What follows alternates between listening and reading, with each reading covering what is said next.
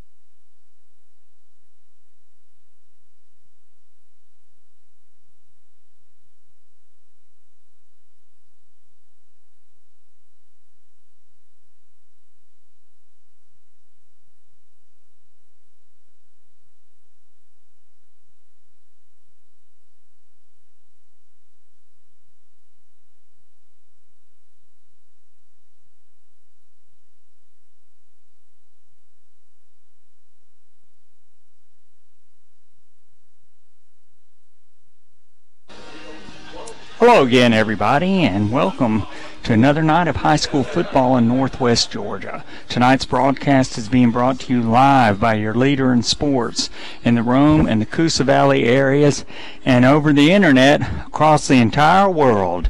WLAQ AM 1410. Tonight's broadcast can be accessed in three ways. The first way is on the radio, www.wlaq1410.com. The second way is to get the TuneIn app. You go on to an app store, download the app, TuneIn app, TuneIn, download it to your mobile device, search WLAQ, and you can access tonight's broadcast.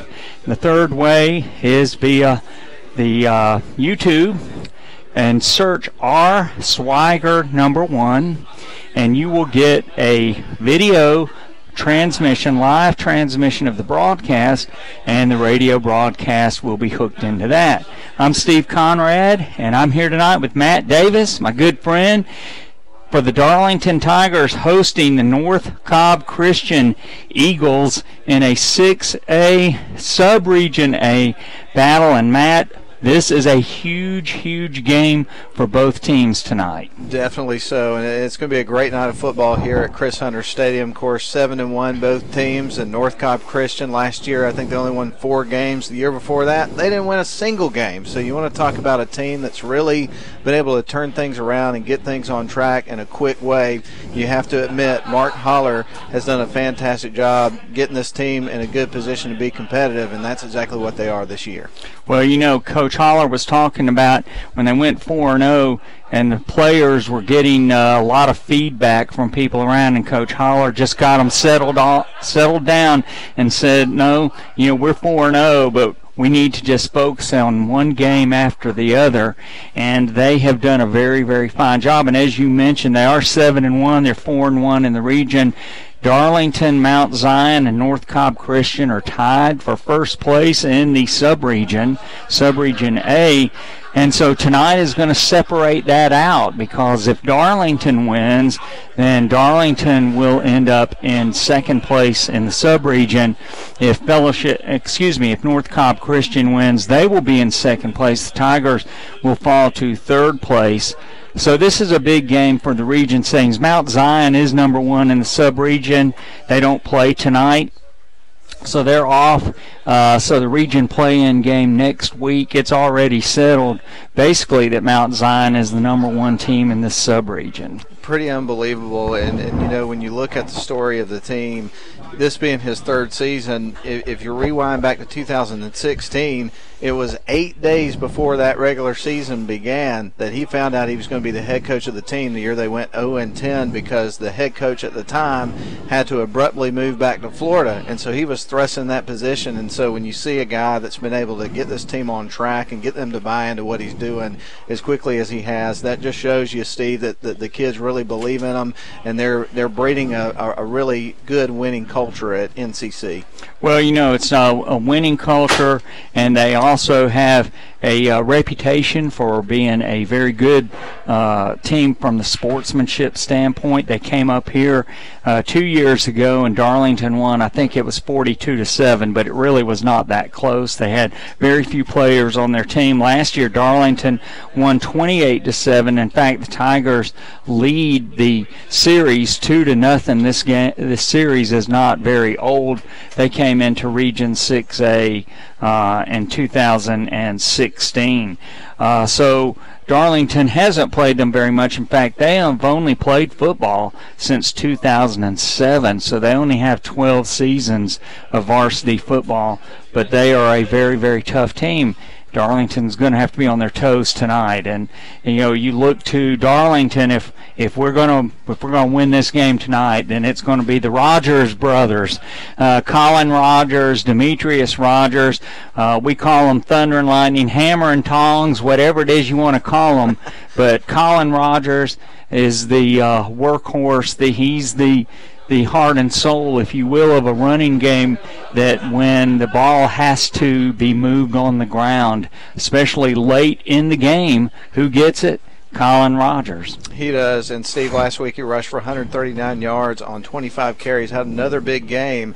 And when you look at the way things have gone for Darlington this year, they've got to have a big game tonight from their defense, and you're right, they got to have a good night on the ground running the football. And one of the things that's a hallmark of a North Cobb Christian team, and when you look back at the game where they beat Christian Heritage, a really good football team, really badly, the way they were able to do that was by pounding the rock, running the football, and controlling the clock. And they did a good job of doing that. And sometimes your best defense is your offense being on the field most of the time. And that's one of the things that this North Cobb Christian team tries to do. And we'll see if they'll be able to do that tonight against Darlington. But if that defense from Darlington has anything to say about it like they have the rest of the season, that may be difficult for them to do. Well, and both teams have the same philosophy, Matt, when you're talking about that. You want to play great defense, you want to stop the run, and you want to run the football. Now, one of the things we don't know is which offense North Cobb Christian, let's say the Eagles. We don't know which offense the Eagles are going to be using tonight. We have seen them, as you were talking today, in a triple option offense. But I saw a video of them today using a spread formation similar to what they used last year when Darlington played them, where there were times when they had the center and the guards as interior linemen, but their tackles lined up wide in front of wide receivers, which is more of a passing offense, except the quarterback can run if he's got everybody spread out. So we'll have to wait and see what they'll do, but we're sure what Darlington's going to do, and Darlington's going to try to pound the football with Colin Rogers, Demetrius Rogers, and then use Frank Manning as a not just a game manager, but the brains of on the field. You've watched Frank grow up every single week. He's improved. You can just see his confidence growing, making the plays that have to be made. And so that's going to be a big part for Darlington. And then Alex Little, Honeymoon Bakery icing on the cake, player of the game last week with that 43-yard field goal that extended it to a 2-score lead. I don't know what their kicking game is like, so that may be an advantage for Darlington as well. I'm hearing back in the studio we need to go ahead and take a quick break.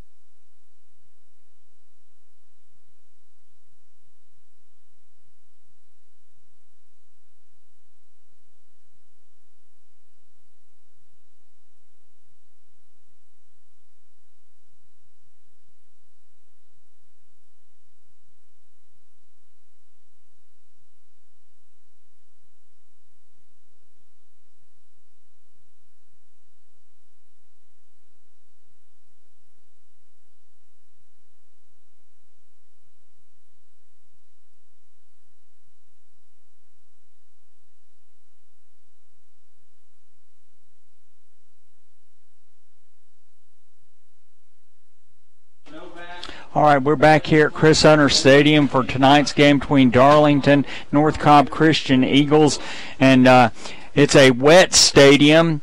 We do have good fall weather tonight in terms of temperatures, not real cold, but it's about 50, 52 degrees here, and it's also misting. It is, and Steve, the mist has really picked up, so much so that a lot of the fans that are here for the game are putting up their umbrellas, or they're heading for cover altogether.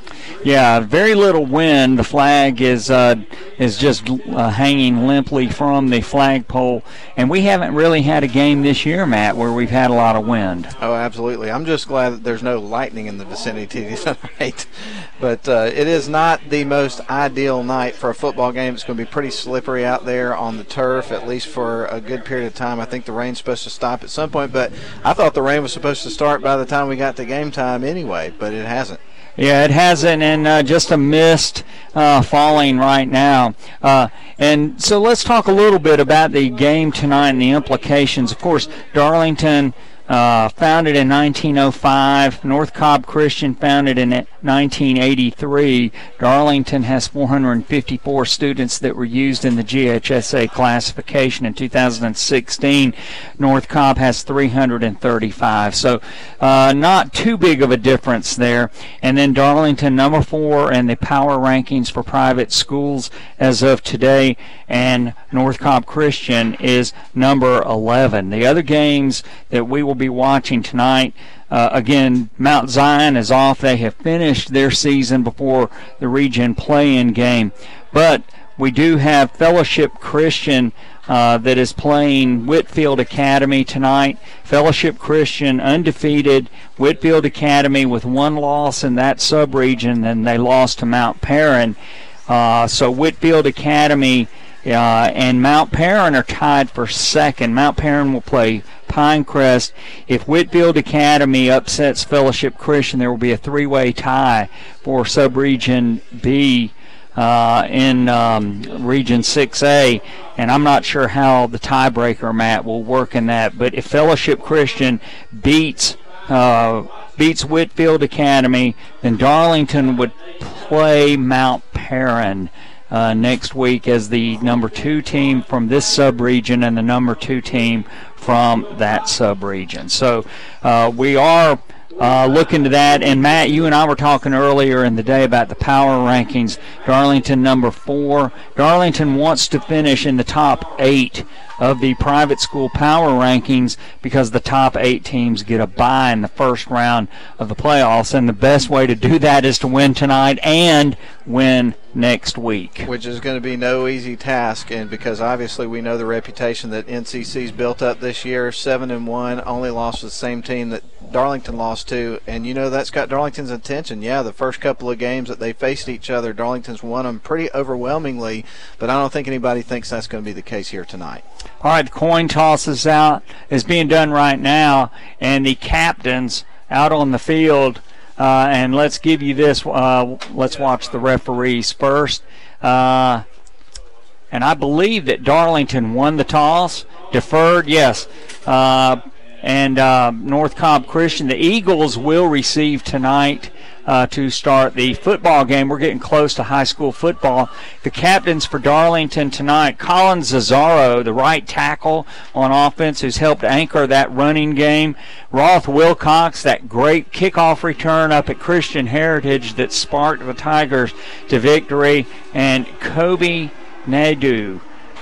He is a really, really solid defensive player in the secondary for Darlington, done a great job. And, of course, Mr. Grizzly Bear, Tate Ratledge, number 50. And we are really serious when we say he's like a grizzly bear, because when you see him, he is big, he's tall, and when he wraps people up, they stay wrapped. And then for North Cobb Christian, the Eagles, Timothy Walker, number 6. He is going to he's a captain. Nate Ellis, number 77. Jake Watson, their quarterback, number 25, and he is a captain tonight for the Eagles. The players for both teams are coming out on the field right now, and we have the sun has set, the mist is blowing, smoke's blowing across the field. Darlington in their pregame prayer. Darlington will be defending the south goal in front of the A.J. Huffman Memorial Athletic Center. Going right to left on your radio dial tonight. And they're wearing their purple home jerseys, gray pants, and white helmets with purple tiger paws. They will be defending the goal. Darlington's defending the goal in front of the concession stand on the north end zone. So they will be going left to right on your radio dial. North Cobb Christian, Matt, their colors are blue, silver, and white. The blue is that Carolina blue, and that's their helmets. And they have white travel jerseys. They have blue numerals that are dark blue numerals, a navy blue, and they have blue stripes on their white pants. They will be defending the south goal, in front of the A.J. Huffman Memorial Athletic Center. Alex Little is teeing it up for Darlington, and 2 men deep for North Cobb Christian. I don't see their numbers. I can tell you it's Shenard Banks and Graham Lawson back deep. And Shenard Banks has already returned a kickoff this year for a touchdown. Here we go. Buckle those chin straps. Toe meets leather. It's going to be a high end-over-end kick. It comes down to a man at the 6. He's running straight up field, and Darlington swamps him at about the 21-yard line, and the Eagles will scrimmage from there for their first possession on the far hash. Yeah, that was Shenard Banks on the return. Just an average return there is going to give average field position for NCC. Steve, I'm really interested to see what they line up in. I know a lot of times they run a triple option, a lot like Georgia Tech. But then, like you say, last year we saw them in what was called a lonesome polecat. Never seen it in my life. Didn't know what kind of offense they ran until the day after the game was over. So number 25, number 25, Jake Watson at quarterback. This is an I formation, wide out to both sides, man in motion right to left, and Watson's going to take the snap. He's under center, and he is going to run forward for about a yard, and just a very vanilla offense right then. Definitely so. Got it out to the right edge just a little bit, and Darlington did a good job setting that edge and keeping them in front of them, so a very short gain on first down. Let's make it second down and about 8.5. And Gina, our executive producer, telling us that he dropped the ball, so we have a fumble, but it was recovered by North Cobb Christian. Handoff to his single setback, and he bulls his way forward off the right side of the offensive line out to about the 27, and the Eagles will have a third down, and let's make it about 5. And they're lining up like Georgia Tech with a couple of B-back and a couple of A-backs, and on that particular play they went with the B-back dive, and Darlington gave up a few yards on that play, and when you talk about Georgia Tech's offense, the best way to stop that offense is to start with that B-back dive and shut it down. Yeah, if you're going to stop most offenses, you got to stop that inside running game, and they're playing that double slots, man in motion, right to left, and the quarterback, he fakes it, then he runs through the line, he breaks through, and he is going to be tackled by Rolf Wilcox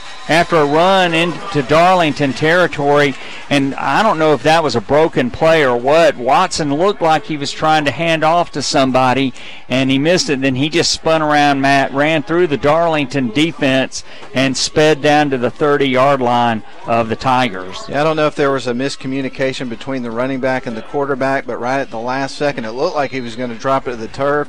He was able to pull the ball away, tuck it, and run, and turned in what looked like was going to be a disaster into a really, really big play on the opposite side of the field. And they are running that triple option formation, Matt, that you said that Georgia Tech runs. It looks just like it. Now they have a single setback with 2 wideouts to the far side. Wingback goes in motions, and Watson, he dropped the ball again, so that's the second fumble. It was not a bad snap. He just dropped it. He picked the ball up and got maybe 2. Well, it's one of those situations that's been raining most of the day on and off, and right now we do have that misting rain, so I think that part of the problem you're having right now is the ball is a little bit slick when they're trying to, get the ball moving. All right, let's see what happens. Watson comes in with the play, and Darlington trying to keep North Cobb Christian from scoring. Long run into Darlington territory, second down at about 8 from the 28-yard line. Man in motion, right to left, and he's going to hand it off to his wingback on the left side, coming through on a counter to the right. And let's see, he's going to be inside the 25, or let's say they're going to mark it right at the 25. So the Eagles now have a 3rd and 5. Yeah, one of the A-backs was running to the near side. I thought we might see a toss sweep on that particular play. Then they ran the counter, as you mentioned, and hoping that they could get a little bit more out of it. But it looked like it was a well-executed play by NCC. All right, big play now. First really big play, 3rd and 5 at the 25 of Darlington. Wide out to either side. And they have a single setback, man in motion, left to right. They're going to hand it to the fullback, and he blasts through the line. He's going to be short, Matt, of the line to reach. He's going to be at the 22. So Coach Holler has a decision to make right now. Do you go for a field goal, or are you going to go for it on 4th and 2? Well, we're looking at an offense that looks a lot like Georgia Tech's. Does he coach like Paul Johnson and go for it on every 4th down? It seems like we're going to find out. Looks like they're going for it. Sure are, and it's going to be a single setback with 2 A-backs in the slot, wide out to either side. Watson under center, man in motion, right to left. They're going to pitch it out to him, and he's going to have 1st down yardage. He's actually going to score a touchdown, and that is number 5, Ryan Pruitt, on a 22-yard touchdown run, and North Cobb Christian is on the board with 8:03 to play here in the first quarter. Well, you were waiting until we saw that rocket toss, and there it was, apparently right at the right time there for NCC, a touchdown play, and they strike first here in this game. All right, let's see who the kicker is, and that is number 34, and that is Jarrett Hanley, a freshman. And he kicks the ball. It is up, and it is good. So 8:03 to play here in the first quarter. A 80-yard touchdown drive, 78-yard touchdown drive for the Eagles. We're going to send it back to WLAQ for a 30-second break and come back for Darlington's receipt of the kickoff. Don't go away.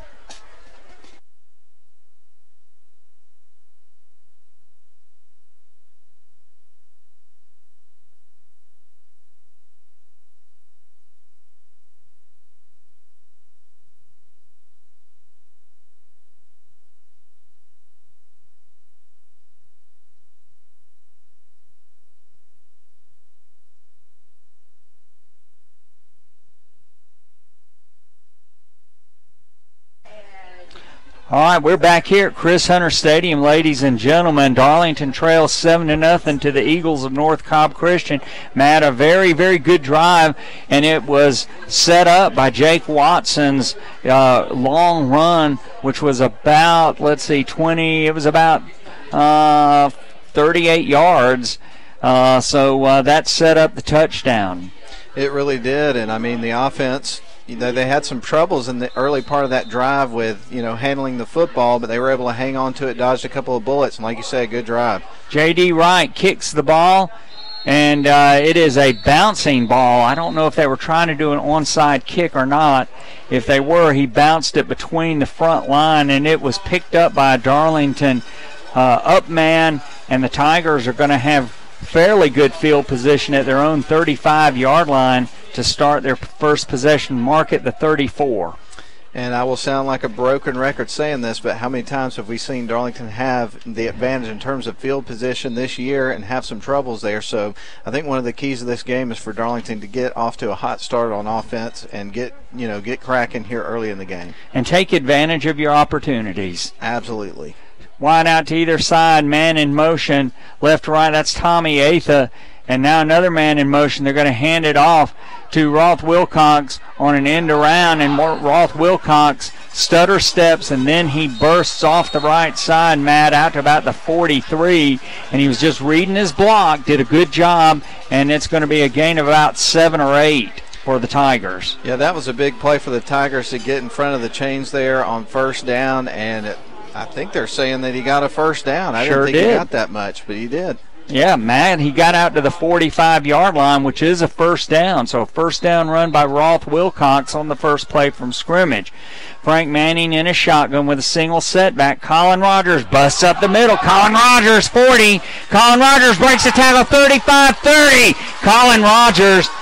And I have to tell you, Matt, I'm looking at Colin Rogers, and he reminds me of my boyhood hero, Jim Taylor, who played for the Green Bay Packers.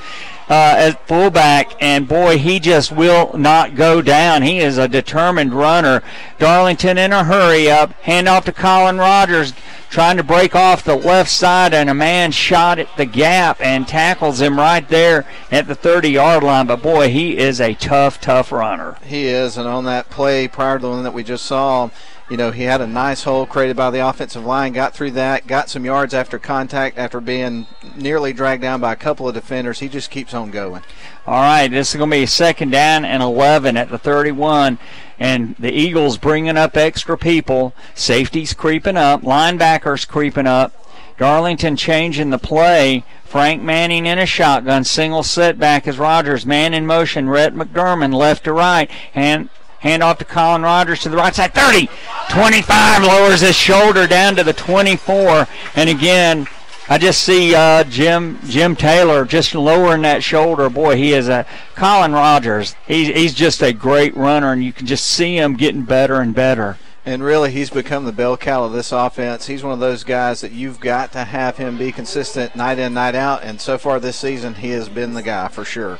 Gain of 7, Demetrius Rogers, single setback. Darlington in a tight offensive formation right now at 2 slot backs, man in motion. It's Rhett McDermott left to right, quick pitch to Demetrius Rogers to edge, 20, 15, and he is ridden down inside of the 15, Matt, down to about the 11 where the Tigers are in business. Absolutely. They've got the ball in the red zone, had good field position. They've got it all the way down the field, and now they just got to have a couple of positive plays here and punch it in and tie this thing up and swing the momentum back in Darlington's favor. And, you know, great blocking out here on the edge. North Cobb Christian had brought all their defenders in, and Darlington was able to block them in, and Demetrius Rogers, using his speed, gets to the outside. 1st and 10 for the Tigers at the 11.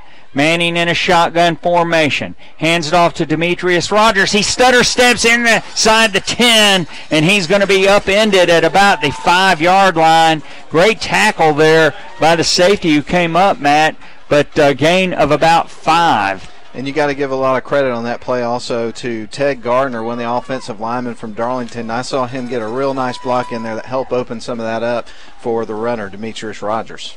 All right, 20 seconds on the play clock. Manning comes in with the play. Darlington with a 2nd and 4 at the 5-yard line of the Eagles. Darlington trails 7-0 if you're just joining us. Manning hands the ball. Rogers diving for the goal line, and he's going to be just short. And I will tell you, he just sniffs that goal line, and he is really strong inside the 10. I would imagine we'll see one of two things here. Pretty obvious. You'll either see a quarterback sneak to get into the end zone, or they may just hand the rock back to Mr. Rogers and give him credit for that run that he had on the previous play. Do we have a flag? I think we do. I think it's a timeout for a measurement. Let's see. I hope that's what it is. I think you're right. Yeah. Hand it to Mr. Rogers. If you're in Mr. Rogers' neighborhood, you better not be standing right in front of him. All right, they're going to bring the sticks in to measure it. The ball is at the 1-yard line. The Tigers had a 1st and 10 at the 11. So let's see. Let's stretch them out all the way. Here we go. And, yes, 1st down by about the nose of the football. 1st and goal for the Tigers at the 1. Yeah, good drive here for the Tigers to answer. Of course, North Cobb Christian on their first drive of the game marched the ball down the field, pretty methodically scored, and so this is the way you answer, Steve. It absolutely is, Matt. You know, it's like boxers. And you know, one hits you and it gives you a right. You got to stand up and give that right back to them. And Darlington, that's what the Tigers are doing right now. 1st and goal for Darlington at the 1-yard line. Power I formation. Frank Manning takes it, dives into the end zone. Touchdown for the Tigers. And now the Darlington Tigers need a conversion by Alex Little to tie up the game. Absolutely. And, you know, we talked about it. We felt like it'd either be a Colin Rogers run or what you just saw. And, of course, Frank Manning diving towards the end zone, and he was able to get in, and Darlington Tigers strike back. All right, last week's Honeymoon Bakery icing on the cake player of the game, Alex Little, coming in for the point. So this will be another swagger to Manning to Little. And here we go for the extra point. Snap is up, It's down. It's good. And Darlington ties this up on 7-7 on a 65-yard touchdown drive, and highlighted by the tough, hard running of the hammer on the anvil, Colin Rogers. So we're going to send it back to WLAQ for a 30-second break, and then we'll come back for Darlington's kickoff. 7-7. Don't go away.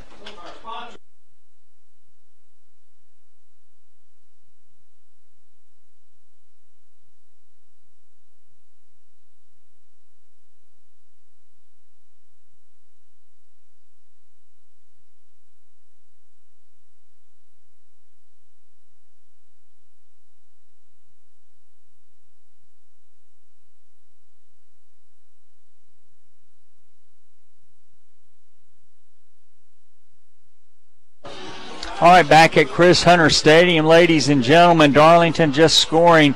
Will Terry down on the sidelines, one of the ball boys, really doing a great job keeping those footballs dry for the Darlington offense. Alex Little gets the whistle from the referee. Toe meets leather, high end over end kick. It's going to come down to a man on the far sideline at the 7. He's running up the sideline and tries to cut into the middle of the field, and he's going to be tackled, Matt, just squirted out to about the 28-yard line, and the Eagles will scrimmage from there. Yeah, he's a guy that you really don't want to kick it to if you can avoid it. Shenard Banks, you mentioned he already had a kickoff return for a touchdown. This time, Darlington did a good job of kind of slowing him down, but he got some yards after contact on that return.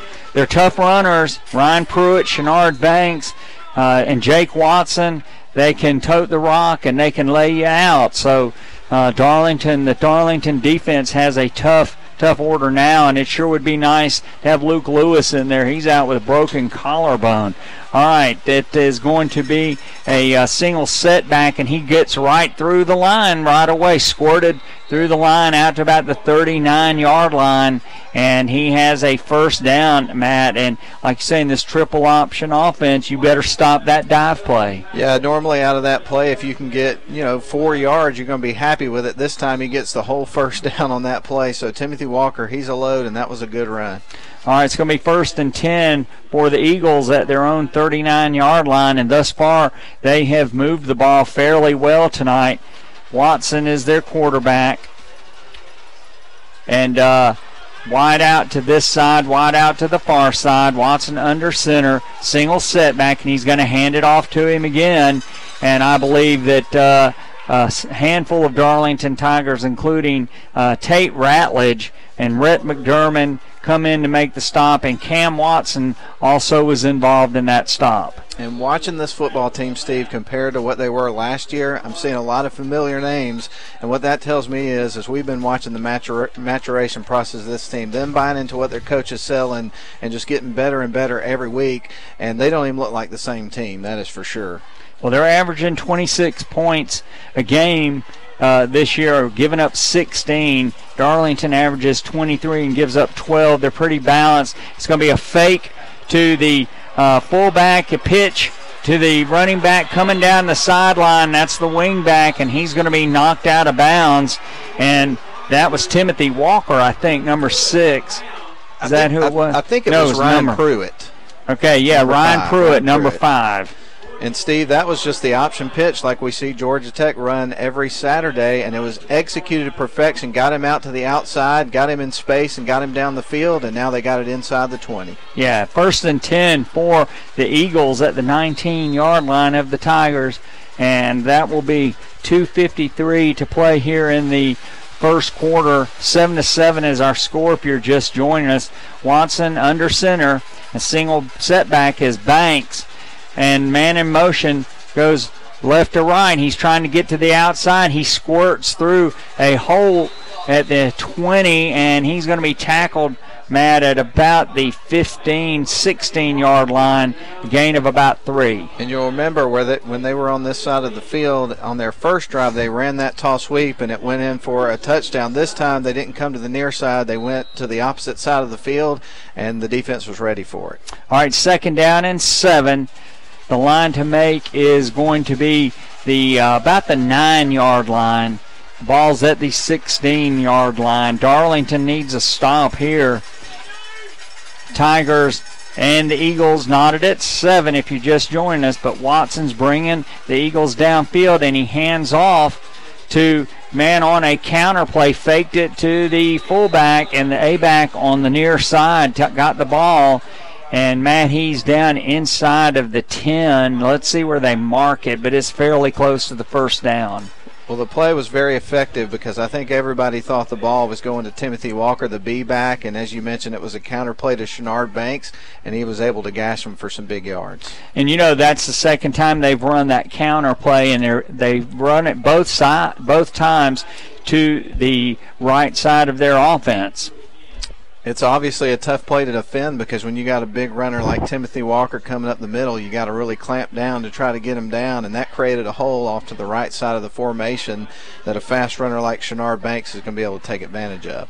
All right, it's third down and about 2 or 3 inches. The referee very carefully holding the chain as they come in. 1:48 to play in the first quarter if you're just joining us, and thus far both teams are just moving the ball. Both teams have had, Darlington has had one possession, scored a touchdown. This is the second for North Cobb Christian, and they scored a touchdown on their first possession, and they're moving the ball very effectively on the second possession. They are. Darlington's defense throughout the year has really been what's helped them win as many games as they have because they've had some woes on the offensive side of the ball. They're only giving up 12 points a game on defense, but this team is really moving the ball pretty easily. We haven't seen this much this season. No, we haven't, Matt. It's third down and inches. Watson brings the Eagles up. Single setback, man in motion, goes left to right. And I think some Darlington players jumped. Yes, encroachment by Darlington. First penalty of the evening, but that will give the Eagles a first and goal. Yeah, it's been a really cleanly played first quarter. As a matter of fact, the quarter's gone by really quick because obviously both teams are keeping it on the ground. As a matter of fact, I don't think we've seen a pass in the entire quarter so far. We have not. And, when you can run the ball and you've got running backs that can pound it on either side, you're going to do that. And you're right, 1:40 to play here in the game, and we're only 22 minutes time-wise into it. Well, let's just talk about Georgia Tech last night. They beat Virginia Tech on the road in a hostile environment, 49-28, and they threw the ball one time the entire game for an incomplete pass. You can do it if you got the runners for it. If you've got the runners. And the blocking scheme. All right. 2 men in motion. That is going to be an illegal shift on North Cobb Christian. They had 2 men in motion at the exact same time, and the referee immediately threw the flag. They scored a touchdown, but the play will be called back. Timothy Walker was the run on that play, but as you mentioned, there is a penalty, and this one's coming back, so maybe Darlington can pin their ears back on defense and get a stop here. Even if they only give up a field goal, that would be a huge win here for the defense. All right, and across the front, you got Tate Ratledge at right tackle. Then you've got DJ Johnson in the middle, and I think that is Cade Brock on the other side on the defensive line.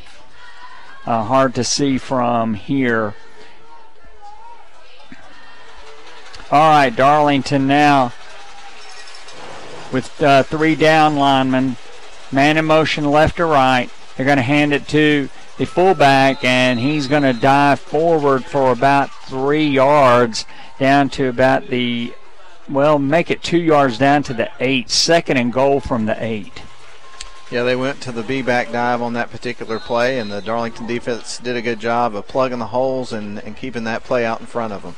All right, second down and goal from the 8. Tigers and Eagles at 7 each.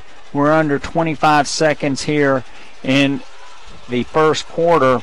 Watson in a shotgun, he is under center. Quick pitch to the A-back coming right to left, and he is going to be in for a touchdown. And that was Ryan Pruitt, Steve. Yeah, number 5, the junior, and he's going to have an 8-yard touchdown run. And, Darlington has not effectively covered that pitch. No, they really haven't. We've seen both of their scores here in this game come from that play, and so they're going to have to figure that out as we move along. All right. Number 34, Hanley, in for the point after, and he is going to kick the ball, and it is going to be good. So with 11.7 seconds left here in the first quarter. The Eagles score again, and they now lead 14-7. And we're going to send it back to WLAQ for a 30-second break, and then we'll be right back after these messages.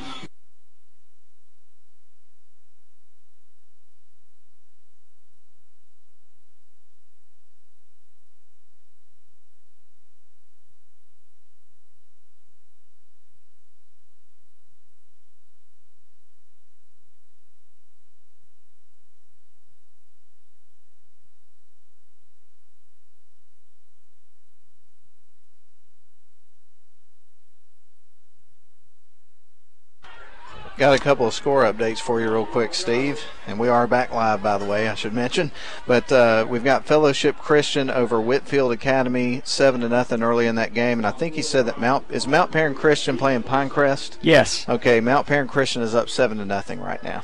All right, and those are games of interest to Darlington because both of those teams potentially, Mount Perrin and Fellowship Christian, the way that things could work out, both of those teams could potentially be coming up here next week for the region play-in game. All right, number 88 for the Eagles, J.D. Wright to kick it off. And it's going to be another bouncer that comes into the middle of the field. Man picks it up in the middle of the field trying to get to this side. And that is going to be, I think, Dawson Williams. And Matt, he came to this side and cut it back into the middle of the field. And it's interesting the way that we're seeing NCC handle their kickoffs, because the first one didn't travel very far, their first kickoff to Darlington, so I thought they were trying to kick it onside, but now I just realized they're just squibbing it up the middle every kickoff. It's kind of interesting to see a team do that. Yeah, make sure that Roth Wilcox or Demetrius Rogers don't get their hands on the football. Cam Watson comes running on to the field late. Frank Manning coming out. There's 4.6 seconds to play here in the first quarter. Darlington trailing by 7 now. And let's see what the Tigers do to see if they can respond. And the Eagles have 5 men up on the line of scrimmage. Man in motion, Demetrius Rogers. He gets the handoff. He's trying to get out to the outside. He does. He breaks a tackle, crosses midfield, and he is going to be down to the 47-yard line of the Eagles. And he's going to have a gain of about 8, and it'll be 2nd and 2. When we come back for the second quarter, we're going to send it back to WLAQ for a commercial break, 30 seconds, and then we'll be back for Darlington's second down play.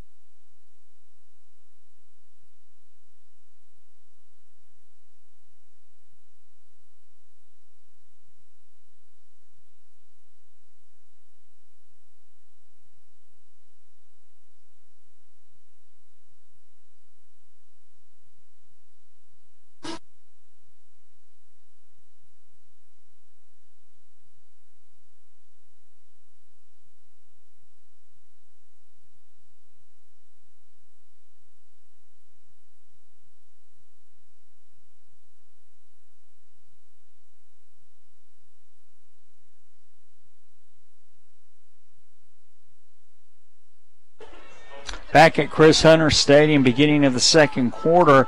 And Matt, from the standpoint of statistics, both teams had the ball twice. Of course, Darlington's second possession only had 1 play, but Darlington has run the ball 9 times, and the Eagles have run it 14 times. No passes. Both teams have 4 first downs in tonight's game. 2nd down and 2 for the Tigers.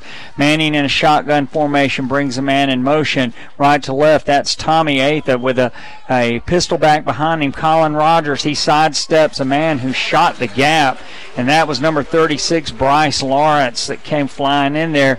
But Colin stepped to the side and gets first down yardage at the 43-yard line of the Eagles. Nice run. Here's a score update for you of a game that doesn't apply to this particular situation, but I know a lot of people around the area listening probably curious about Rome. Guess how much they're up over Villarica already? Probably 28. Well, pretty close, 21-0 right now. 21-0. All right, Frank Manning, he is going to be under center with a single setback, and that is Colin Rogers, the hammer of the Darlington offense.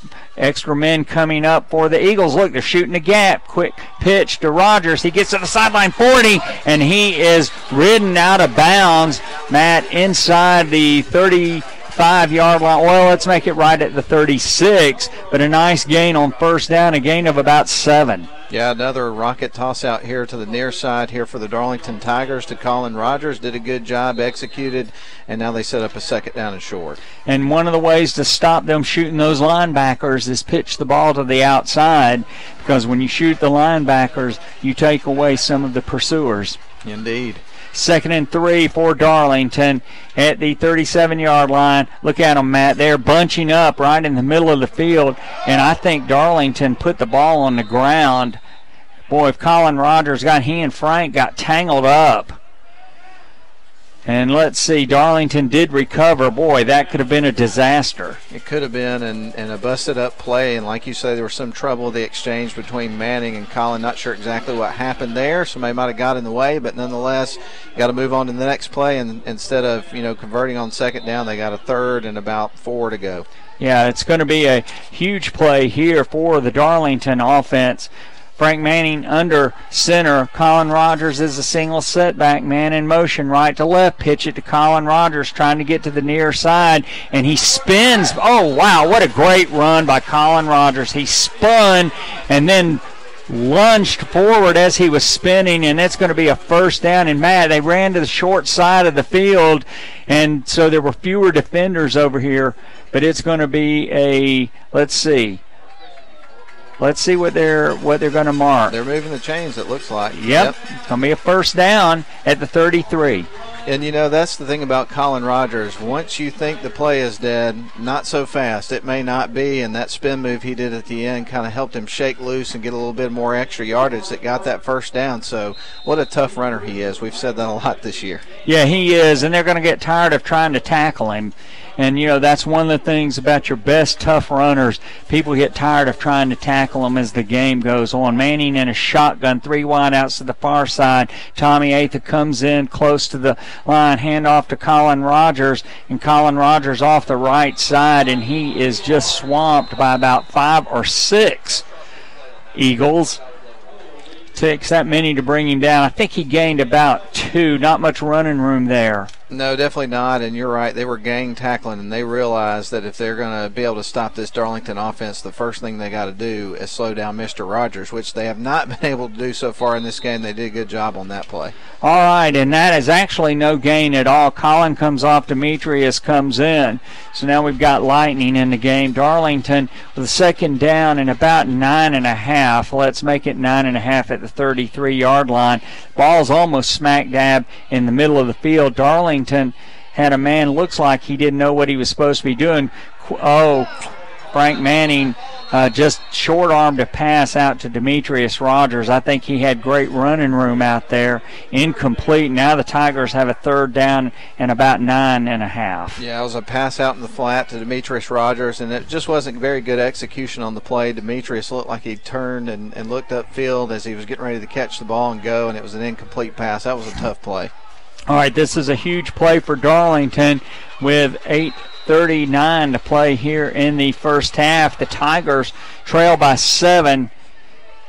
Some mix-up right now, some confusion about who's to come on and off the field, and now the Darlington Tigers will have to call a timeout, and Coach Atha, understandably, is not a happy camper right now, and neither is Coach Bell. All right, timeout on the field by the Tigers. We're going to send it back to WLAQ for a quick 30-second break. Don't go away, ladies and gentlemen. We'll be right back.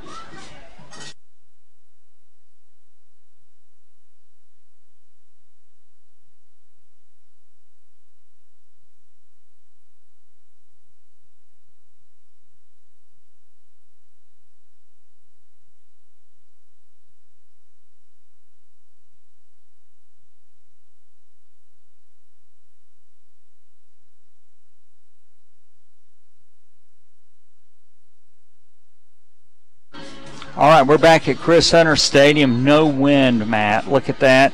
And there are umbrellas up. I guess it's still misting, but it doesn't look like it's coming down very hard. It reminds me of this classic rock tune by a guy named Robin Trower. It's called Long Misty Days, even though it's night now, but it's been like this pretty much most of the day. It has. And, it's been nice to get the moisture on the ground because we haven't had a whole lot of rain. But now let's get back to football. Darlington in a 3rd down and about 9. Frank Manning takes the ball in the shotgun. He's rolling to his right. Ooh. Over the head of his intended receiver, Roth Wilcox. Had a man running also deep down the field, and let's see what the Tigers will do now on 4th down. You're kind of in that no man's land. You are, and that was a dangerous pass because Levi Brown was the man that was closest to it. Luckily, he got a little tripped up and didn't have much of a chance there, but again, that was a tough play. Second incompletion of the night for Frank, and so the Darlington Tigers on 4th down at about 9.5 look like they are going to go for it. The offense is still out on the field. The referees had a discussion for some reason. I'm not sure what it was, and now the Tigers are sending out the punt unit. And Tate Ratledge will line up in punt formation for Darlington. And, Matt, the Eagles are not putting anybody back, so they must not think that Darlington is actually going to punt the football. Tate is standing pretty far back, and he's just going to kick it, trying to get it down inside the 10, and it rolls sideways at the 10-yard line. And he does his job getting it down inside the 20.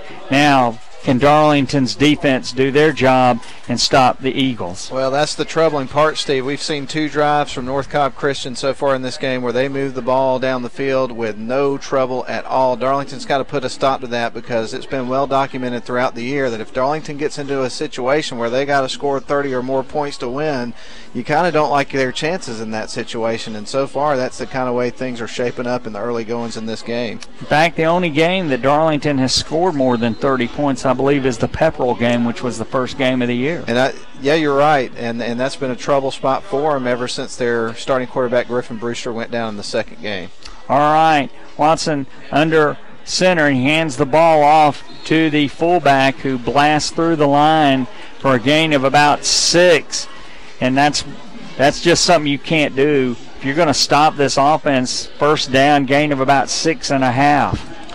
Yeah, no kidding. They got a big chunk of yards, and one of the things, in terms of stopping any offense, and especially when you're talking about the triple option, you cannot let that team stay where they need to be in terms of the chains, and that was a big play for NCC. Yeah, right now the Eagles are moving the ball effectively. They're running the play clock down, and they also have the lead by 7 points. Watson under center. He's going to hand it to the fullback again, and he blasts his way across the 20 out to about the 21-yard line. And right now the Eagles are just moving the ball very effectively on the ground. They really are, and we talk about Georgia Tech a lot when we see this team play. And one of the things that Georgia Tech will do, they didn't do this last night, is they'll lull you to sleep with run play after run play after run play, and then eventually sometime in the game you'll see them try to get it down the field. I don't know if NCC will do that or not, but definitely something that you watch out for. All right, the play comes in from the sideline, and they're just running the play clock down, just methodically moving the ball. Darlington with 3 down linemen and linebackers coming up man in motion, goes right to left, and they're going to hand it off on a counter play over here, and Darlington runs the man to the sideline at about the 31-yard line. The referee called a timeout over here, stopped the clock. Not sure exactly. They say it's a first down, but see where they marked it. Well, let's see. It's out to the 32-yard line. So they got a first down. So 10 yards on that play. I'll tell you, they're running this offense, executing it very well. And I think part of that is the quarterback's doing a great job. Jake Watson's got a lot of experience. He looks very comfortable out there tonight. All right, 1st and 10 at the 32-yard line of the Tigers. Hand off to the fullback. He leaps over Cade Brock out to about the 36-yard line. And, this is one of those things where he just went airborne, got out to the 36, 2nd down and 6. Yeah, Darlington's defense in a different position than they've been in all year. We've not seen another team that's been able to move the ball as well as North Cobb Christian has, except for maybe Christian Heritage part of that game. But this is a different situation, or Mount Zion, I should say, also. Yeah, wide out to either side. Watson he's under center, man in motion. That's Banks. He's going left to right, and he breaks a tackle. We got. Oh, my goodness. We had 3 or 4 men have their hands around him, and he just kept going toward the sideline and gained about 4. So it'll be 3rd and short for the Eagles. And really, when you look at it, there were opportunities there to break that play up early on, but there was a couple of missed tackles in there, and you got to give a lot of credit to the runner. But the way Darlington's defense is playing tonight against this triple option is a little bit uncharacteristic from what we're used to. Yeah, and the Tigers are getting penalized for 5 yards for an incidental face mask. So that will give a first down to the Eagles. 6:15 to play here in the second quarter, Matt, and they're methodically just eating up the clock and moving down the field. They are, and that is their MO. That's what they want to do if they're going to be successful. That's what they did to Christian Heritage, and surprisingly, that's exactly what they're doing to Darlington right at this moment of the game. Ball on the far hash mark, man in motion, goes left to right. Now a counter to the left side. Darlington is just not tackling tonight. They had Banks wrapped up in the backfield, and they just could not bring him down. He's got a gain, Matt, of about 6. Yeah, Ryan Pruitt, number 5, he is a slippery guy, and we've seen 2 plays where they absolutely could not wrap him up and get him to the turf, and picked up some big gains. So they've got to find a way to bring him to the turf a little bit quicker. Yes, excuse me, that was Ryan Pruitt and not Banks. Second down and about 3. The ball's in Darlington territory now on the far hash mark at about the 48, and the line to make is the 44-yard line. Watson under center. Darlington bringing up extra people, and oh my goodness, Watson almost got tackled by Tate Ratledge. It would have been a face mask if he'd grabbed him there, but this is going to be a great play by the Tigers, and it's going to be a loss, Matt, of about 2 or 3. Let's see where they mark it. They're going to mark it back at the 48-yard line. So now North Cobb Christian has a third down at about 8. Well, you had to figure there's going to be some point in the game where people are going to start getting their feelings hurt by some of these tough defenders. The quarterback almost got crushed by Tate Rogers. Then we had a good stop for the runner, Shenard Banks, that was brought down. So hopefully that'll be the catalyst that gets the defense on track. 2 wideouts, 1 to either side. Watson under center with a single setback, man in motion left to right. He's going to fake the pitch to him. He's going to throw the ball complete to a man running down the field, and he's inside the 10-yard line, inside the 5-yard line for Darlington, of the Darlington Tigers, and he is knocked out of bounds, Matt, at the 2, and it was just a quick pass to a man running not a deep slant. It was just a very, very shallow slant, but he caught the ball and ran for another 25 yards. And what makes that so effective is, again, they lull you to sleep, running the play after play, and when you least expect it, they put it in there and get a big play like that. I've seen Georgia Tech do that many a times. All right, and let's see. It's going to be 1st and goal for the Eagles on the far hash mark, and they already lead by 7. 4:16 to play here in the first half. On the far hash, Watson under center, man in motion right to left, handoff to the fullback, and he was met by Cade Brock, stood up, and he is thrown backwards.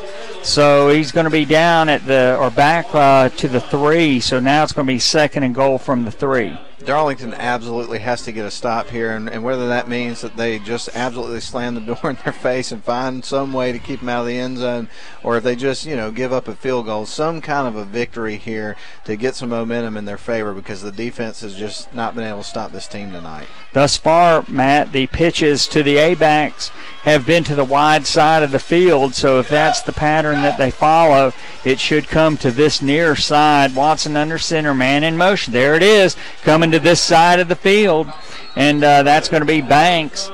That's number 6, Timothy Walker. And Matt,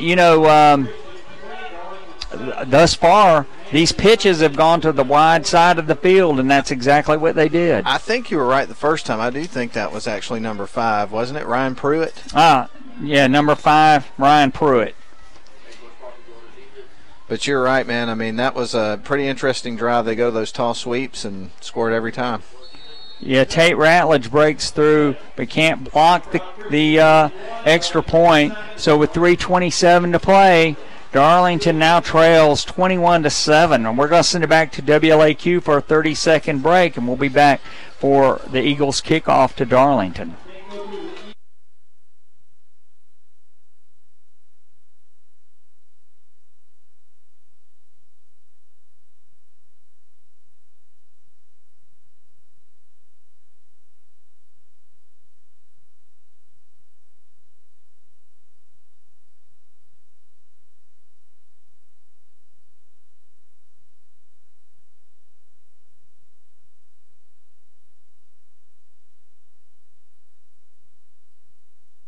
All right, back at Chris Hunter Stadium, Jerry Sharp Field at Chris Hunter Stadium. Stay tuned at the end of the game tonight for the Honeymoon Bakery Icing on the Cake Player of the Game, announced every week, sponsored by the Honeymoon Bakery in downtown Rome, Georgia. And we've talked about it before. If you've never been there, you're missing a treat.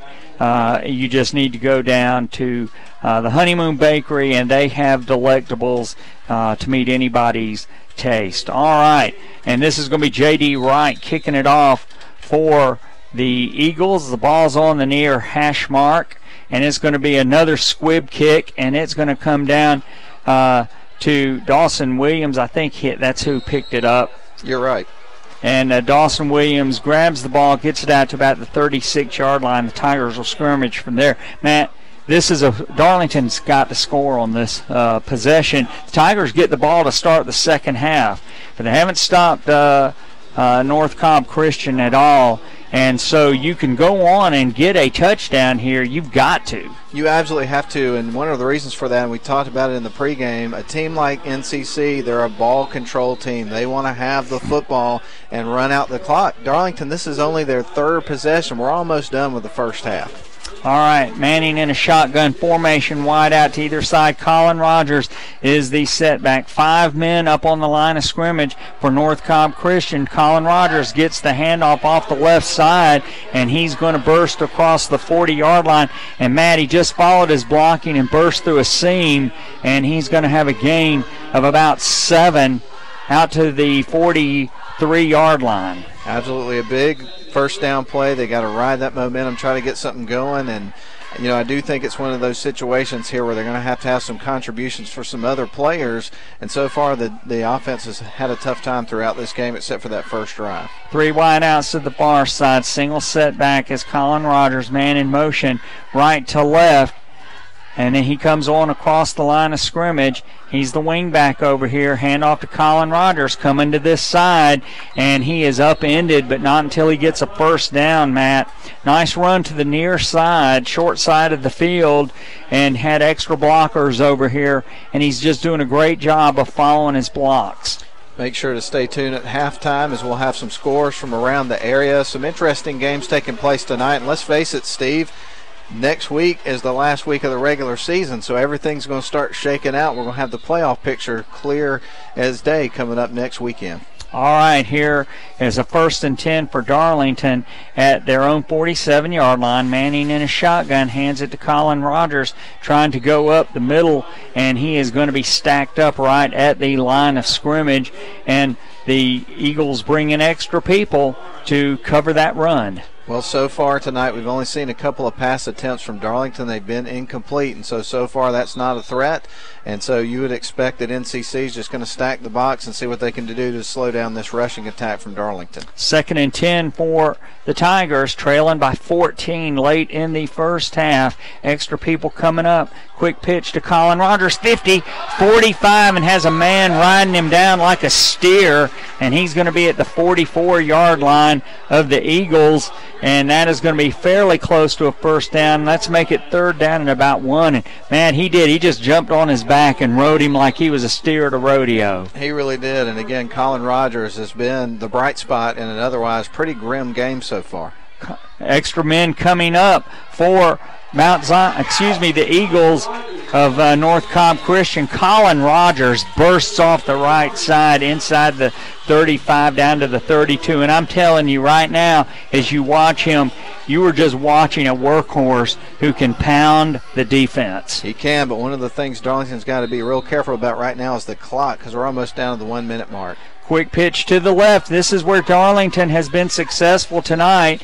And Rogers gets inside the 30, and he is down to about the 26-yard line. And, Matt, I suspect right now he's just going over there saying, give me the ball again, give me the ball again. And he's done a good job of that throughout the year. He has definitely been the hallmark of this offense, and they need him right now. They need to get in the end zone, because 21-7 and 21-14 are very different things as you're getting ready to go to the locker room in 1 minute and 10 seconds. 2nd down and 6. The ball is resting at the 26-yard line of the Eagles, and Darlington's having great success on the short side of the field, the left side of the offense, running behind Atha and Tate Ratledge. Frank Manning, he's going to throw the ball downfield. Touchdown! Oh, a great play. Casey Gunn. Frank Manning to Casey Gunn. And he threw it right over the defender, Matt. What a great throw by Frank Manning. That's one of those throws at any level of football is just a spectacular play. It was, Steve, and that was set up the whole way. They gave it to Colin Rogers every play leading up to that. They waited for the right moment, and they ran the play, and they were able to get the touchdown. That was a big score. All right, 1:04 to play here in the first half. The Tigers needed that touchdown desperately. Little for the point after. He kicks the ball. It is up. It's good. So the Swiger, Manley, Little conversion goes again, and now the Tigers trail by 7 with 1:04 to play in the first half. And Matt, that is one of those things, you've got to have it. You've got to have it, and we've seen some other situations throughout the season where plays like that were set up and weren't executed the way they wanted to. That time it worked to a T. They got in the end zone. They got the momentum in their favor. There's not a lot of time left here in the half, so if they can get to the locker room up 21-14, getting the ball back to start the second half with all that momentum, with the adjustments that you know they're going to make on defense, things are looking a lot better right now for Darlington than they did just a few seconds ago. Yeah, and you know, you just gave that ball to the guy who I'm sure he's asking for it. Give it to me, give it to me, give it to me, and then had lulled North Cobb Christian to sleep. And then Frank threw a spectacular pass over the outstretched hands of the defensive back for a touchdown. And so with 1:04 to play here in the first half, the Tigers have cut the lead to 7. All right, Little for the kickoff. Ball right smack dab in the middle of the field. Here we go. Toe meets leather. High. End over end kick comes down to a man at the 12. The Tigers get people downfield, but they cannot bring him down. And finally, he is out to about the 47-yard line. Let's mark it 47. And wow, that was scary. It was scary, and that was really the worst thing that you could, hope for seeing here in this situation, is to give up a big return, and there's only a minute left on the clock, but it looks a lot different now than it would have had you been able to get a stop back at the 20-yard line. All right, the Tigers need to bow up here. The wide side of the field is to the far side, man in motion. Quick pitch out there, and holy cow! Oh my goodness! Wow! That was Kobe Nadu, who came flying through and read it beautifully, Matt. Threw him for a huge loss of about 6 yards. And that's how you have to play. But he came flying up like he had rockets on his cleats. Well, the defense has struggled tonight, but it's really starting to come to life. And sometimes that's what it takes, a couple of big hits and big plays. And Kobe Nadu comes up big here late in the first half. All right, man in motion right to left. Now they're coming to the far side of the field. He's trying to throw the ball, can't bring it down, and he's going to be sacked. And Tate Ratledge, grizzly beared him, Matt, just wrapped him up. Tommy Atha is there to help out J.D. Johnson, and that is going to be the last play of the first half. So two huge defensive plays, Matt, for Darlington, and the half ends. Wow! maybe that'll get the Darlington Tigers fired up. So 21-14, North Cobb Christian leads at the half, but the Tigers go into the locker room with some momentum. Big time. As a matter of fact, Steve, it was almost like the defense on the first couple of drives of that game, it was almost like they were a little bit asleep, like they were sleepwalking or something of that nature, and then all of a sudden, boom, they woke up.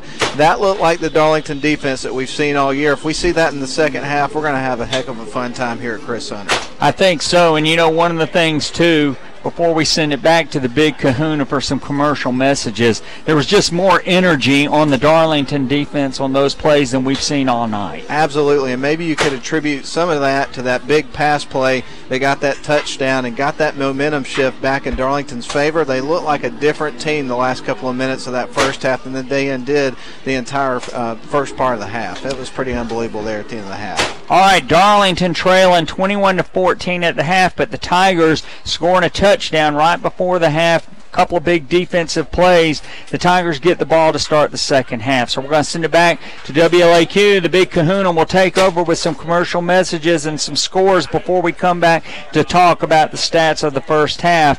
Don't go away.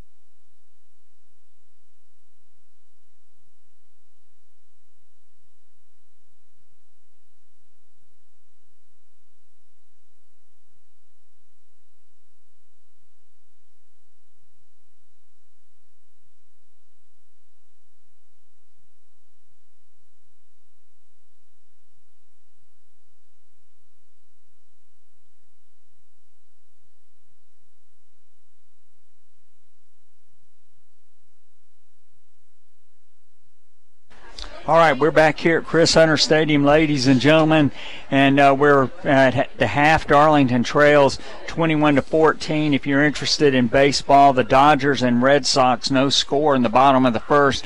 Matt, this is a must game for the Dodgers. Nobody's ever come back from an 0-3 deficit in a World Series. Well, I got to say, I hope they lose, because I've been a Boston Red Sox fan ever since I was a little kid, because we used to go to, when the Red Sox did their spring training down at Winter Haven, Florida, my folks used to take us down there. We'd go with groups of people and go watch them play, and that was back when Wade Boggs was a part of the team, and Oil Can Boyd and Jody Reed, and it was one of those situations where, you know, back then, and I mean it's still that way today, but spring training was a lot more accessible in terms of meeting players and getting autographs and things of that nature. So I really became a Red Sox fan back then, and that's who I'll be rooting for in the World Series for sure. And boy, they are good. They are really good. You know, they're one of the best offensive teams I've seen in a long time, but not only can they pound the ball and hit for average, but they drive pitchers crazy because they have good eyes and they work the counts deep into the count,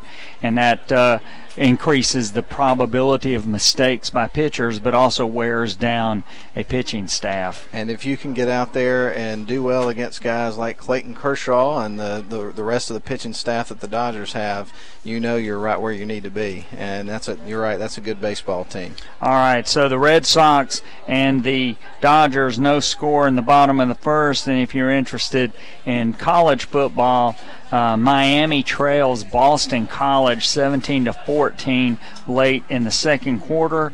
The Minnesota Gophers lead Indiana Hoosiers 7-3 in the first quarter.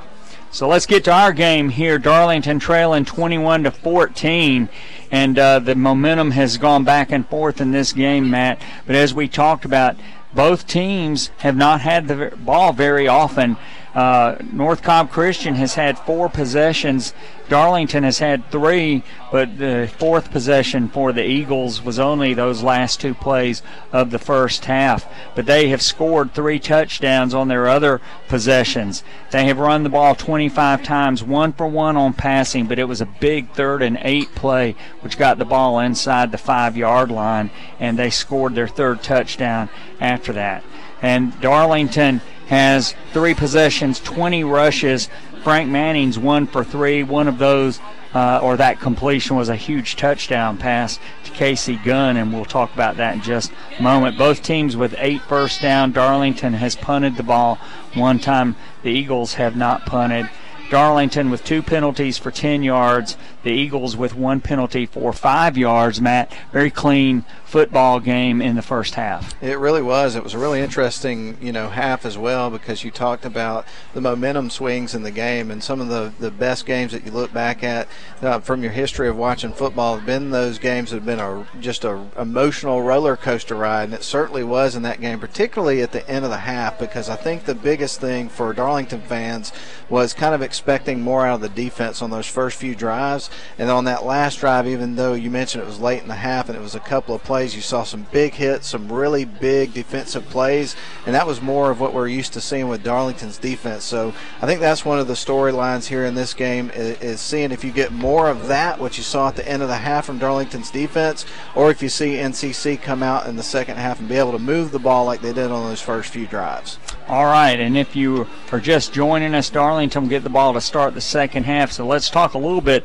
about the first half. The Eagles took the opening kickoff and drove down the field for a touchdown. The big play was Jake Watson's long run on what appeared to be a broken play, burst through the Darlington defense, got inside Darlington territory, and then eventually a 22-yard touchdown run by Pruitt, and Hanley put up the point. Darlington came right back down the field. Colin Rogers has been a workhorse tonight for the Darlington Tigers, but it was a 1-yard touchdown run by Frank Manning, and Little put up the point, and the Tigers had tied the score. But then the Eagles came right back down the field, and an 8-yard touchdown run by Pruitt. Hanley put up the point, and then they were up 14-7. Darlington had a punt situation on their next possession, drove it into to the Eagles' territory, Matt, but then they stalled inside the 35-yard line. And Tate Ratledge pinned them inside the 10, but they came downfield on a long drive, a 90-yard drive.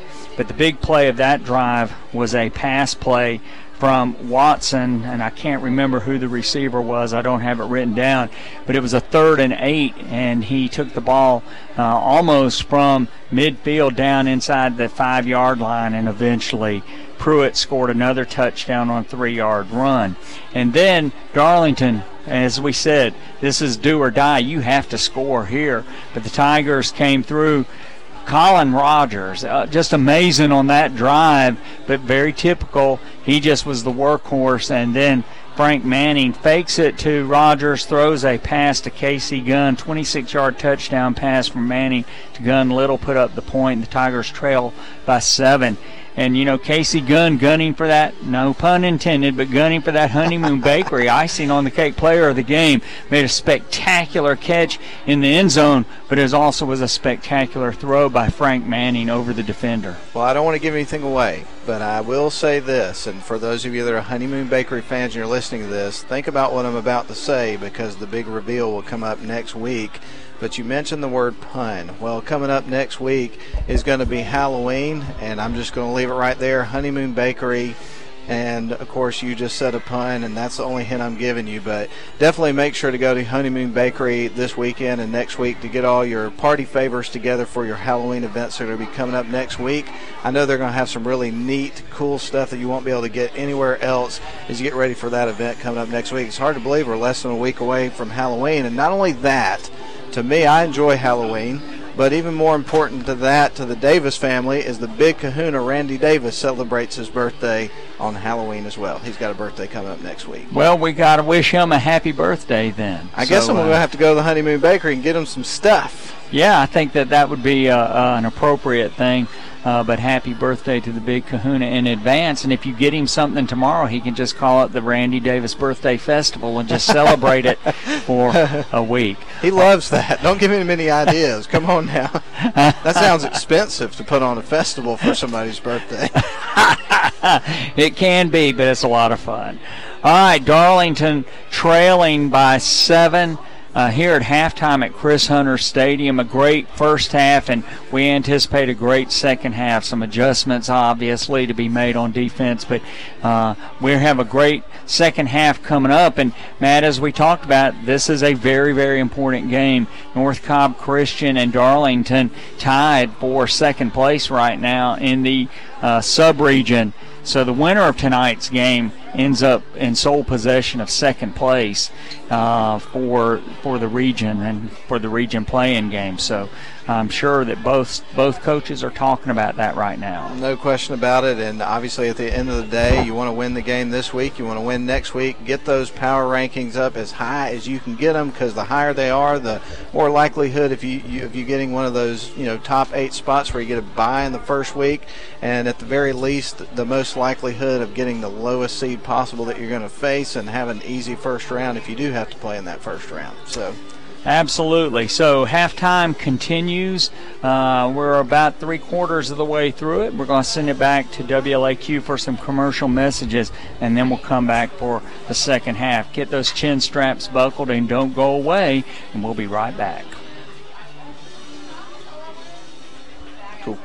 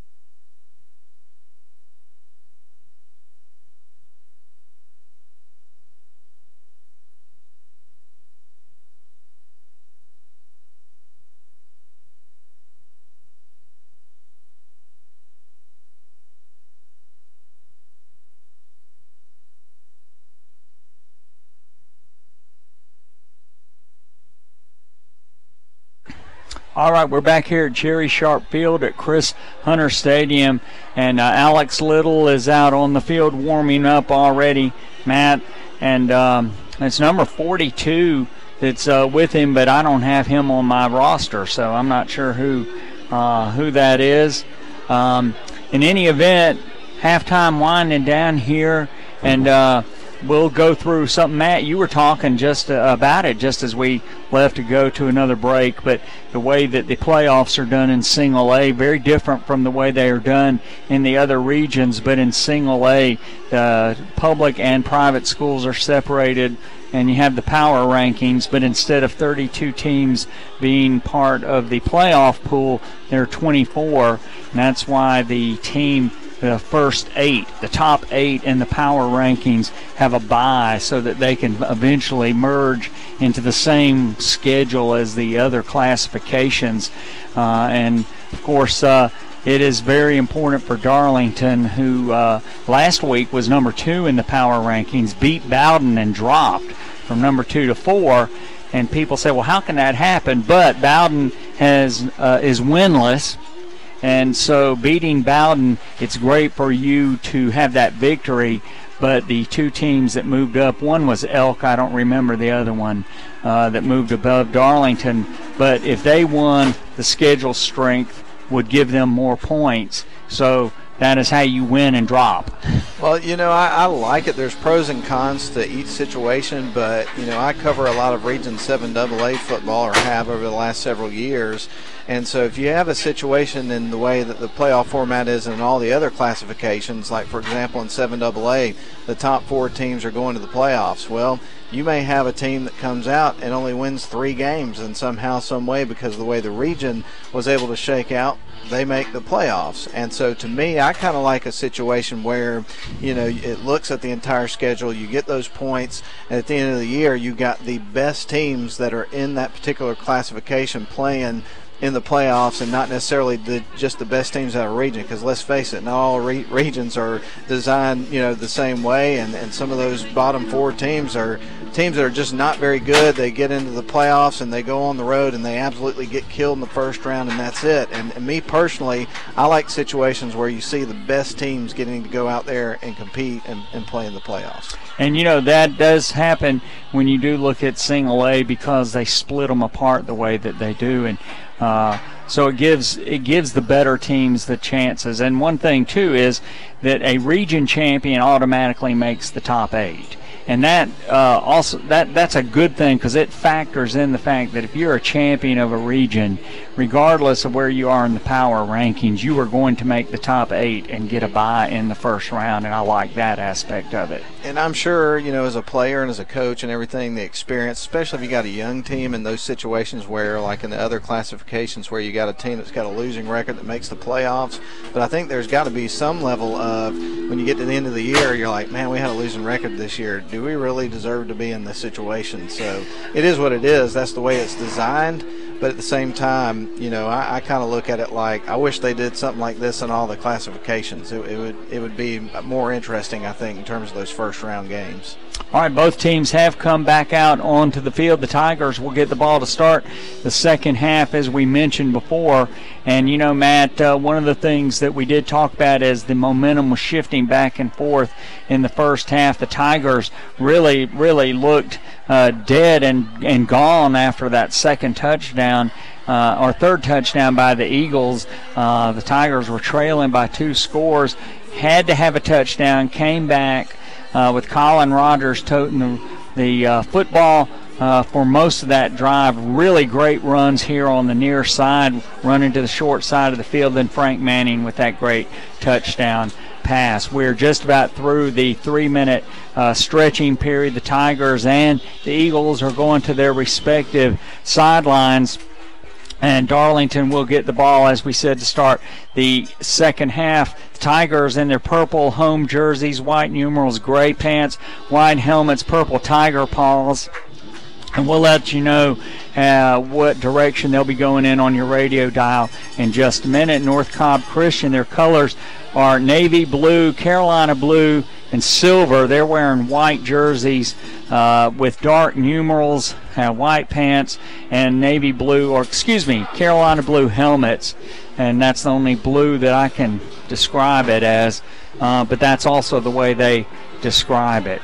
14 points for Darlington, and they trail by 7, 21 for the Eagles. The Tigers have only given up, Matt, 12.13 points a game, so they've already given up way over their average for the season. In addition, Steve, at the end of the game to the Honeymoon Bakery icing on the cake player of the game, I do want to mention that after our game's over, feel free to flip it over to 95.7 The Ridge for the Rome Orthopedic Center High School Football Scoreboard Show with Randy Davis and Lynn Butler. That'll be a lot of fun to catch what happened in the action in the other games around the area and see what kind of calls they're going to get. I heard that there was a gentleman in the press box that might call in at some point and give them a nice chicken salad recipe. So, well, that sounds pretty good. But I tell you, your dad and Lynn have a fun time on that scoreboard show. They really do. They really do. If y'all want to just get a smile on your face, just tune into that, and they're having such a good time, and you'll start having a good time too. All right, J.D. Wright kicking off for the Eagles. He's going to kick it, a ball that comes hopping down to number 20 for Darlington, Barrick Wade. And Barrick Wade grabbed it out of the air, Matt, on a high bounce and got out to about the 41-yard line. So them trying to keep that ball away from Roth, Wilcox, and Demetrius Rogers, they're giving up good field position for the Tigers. Absolutely, and of course the Tigers went with the momentum into the locker room after a score on a pass play, big play, and then some good defensive stops. So let's see if that momentum carried over to the start of the second half. Saw Griffin Brewster out there throwing the ball with Frank Manning warming up. And so now this is going to be an illegal procedure call against Darlington, a false start. So not a good start to the first play of the third quarter. The Tigers will be penalized 5 yards. But I was noticing Griffin Brewster out throwing the ball with Frank Manning. First time I've seen him doing that. So best wishes again to Griffin as he heals from that ACL injury. No question about it. And there for Darlington, a procedural penalty to start the second half. Not the way you want to come back from the locker room with the momentum on your side and get behind the sticks before you even snap the ball with the first play. And it looked like they were coming out to run the ball here to the near side, near hash mark.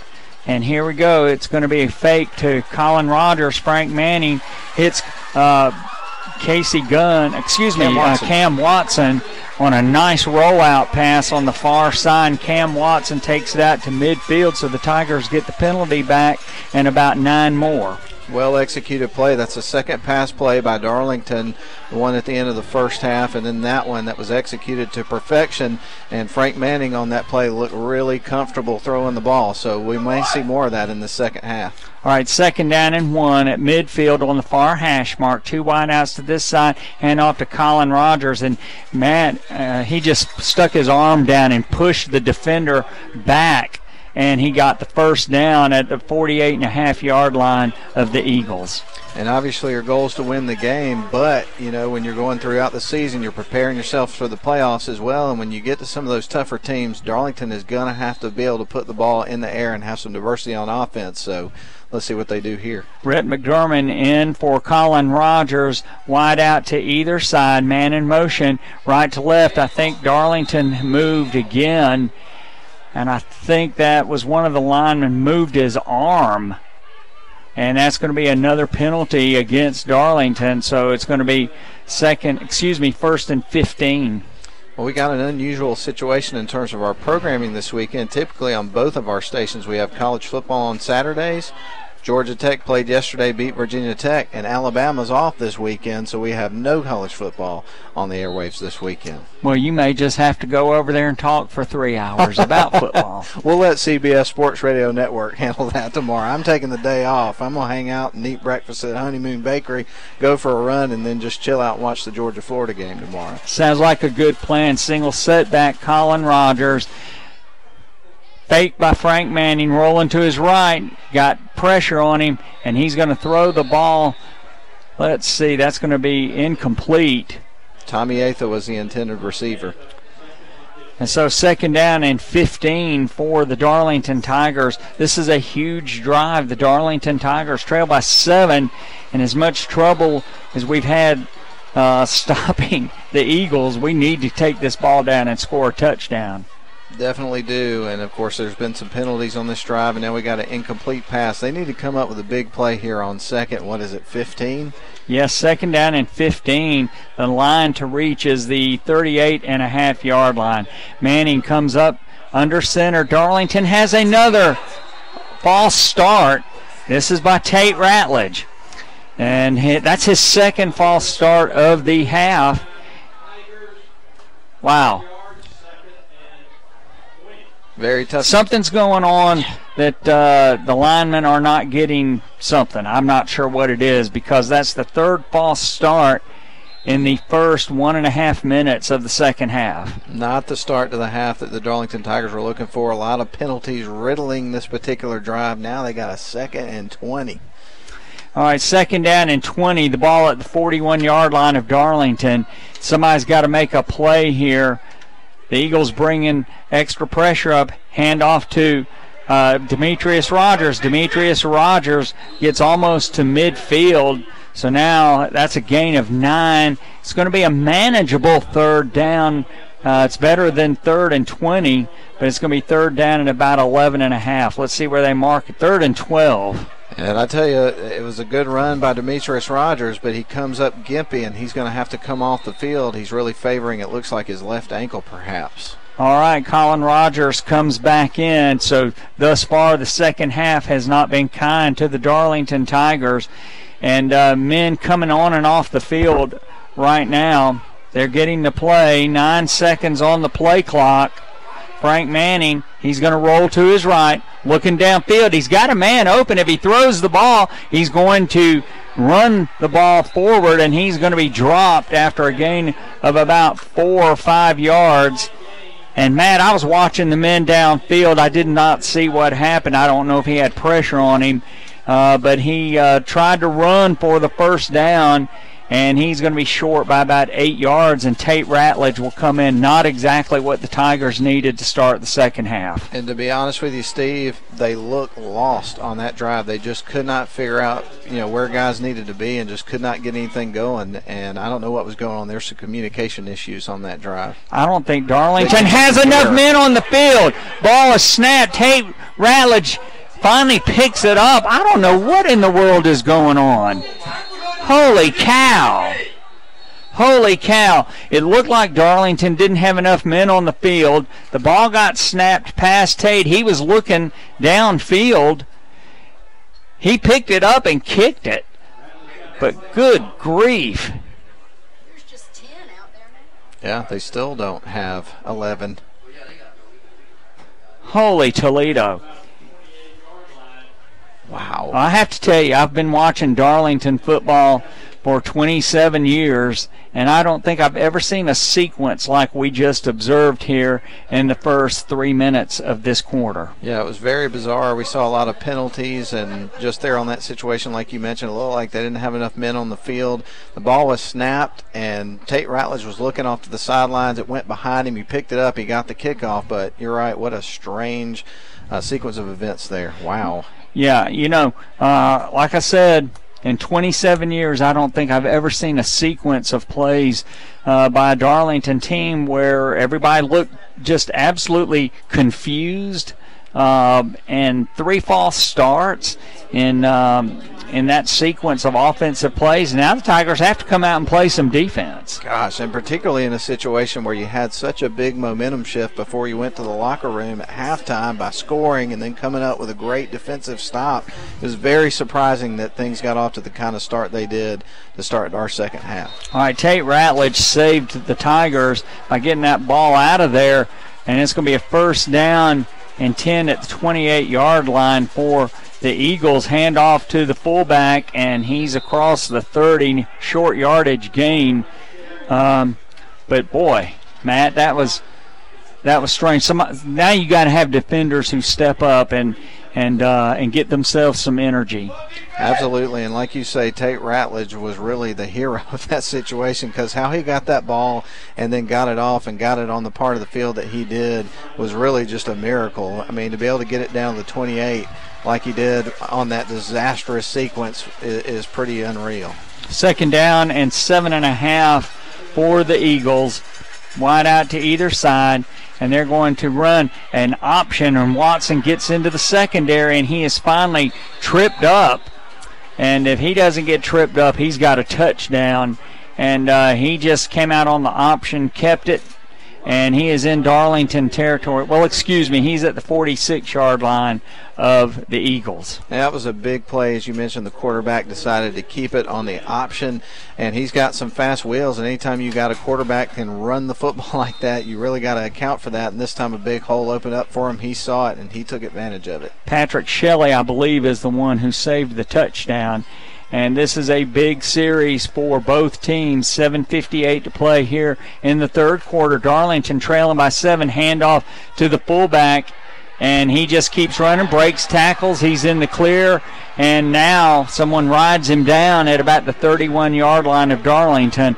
And, Matt, what we thought we would see is the Tigers come out really fired up, but right now they definitely look like the inferior team right now. They really do. This looks like the first 3 drives for NCC in the game where they just moved the ball down the field with no issues whatsoever. We've seen one good defensive stop here from the Darlington Tigers in this game, and right now it's back to where they were the first part of the game. Mist continues to come down here at Chris Hunter Stadium. No wind, but it's been a messy, raw autumn evening, and he's going to hand off to the fullback again. He's just getting running room through a little hole over there on the Darlington defensive line, Matt, and he's going to have a gain of about 6 or 7. He's going to be down to the 25-yard line of Darlington for 2nd and 3. Yeah, on that be-back dive there for the NCC Eagles, if you can get 4 or 5 yards on that play, you feel like you've been extremely successful. And this time they, like you mentioned, reel off 7 yards, and they're way ahead of the chains. All right, wide out on either side. Ball on the far hash mark. Watson under center, man in motion, right to left. Taking a long time to snap it, and they're going to have to call a timeout, Matt. Play clock had run down. So timeout on the field, 6:40 to play here in the third quarter. Darlington trails by 7. We'll send it back to WLAQ for a quick 30-second break, and we'll come right back.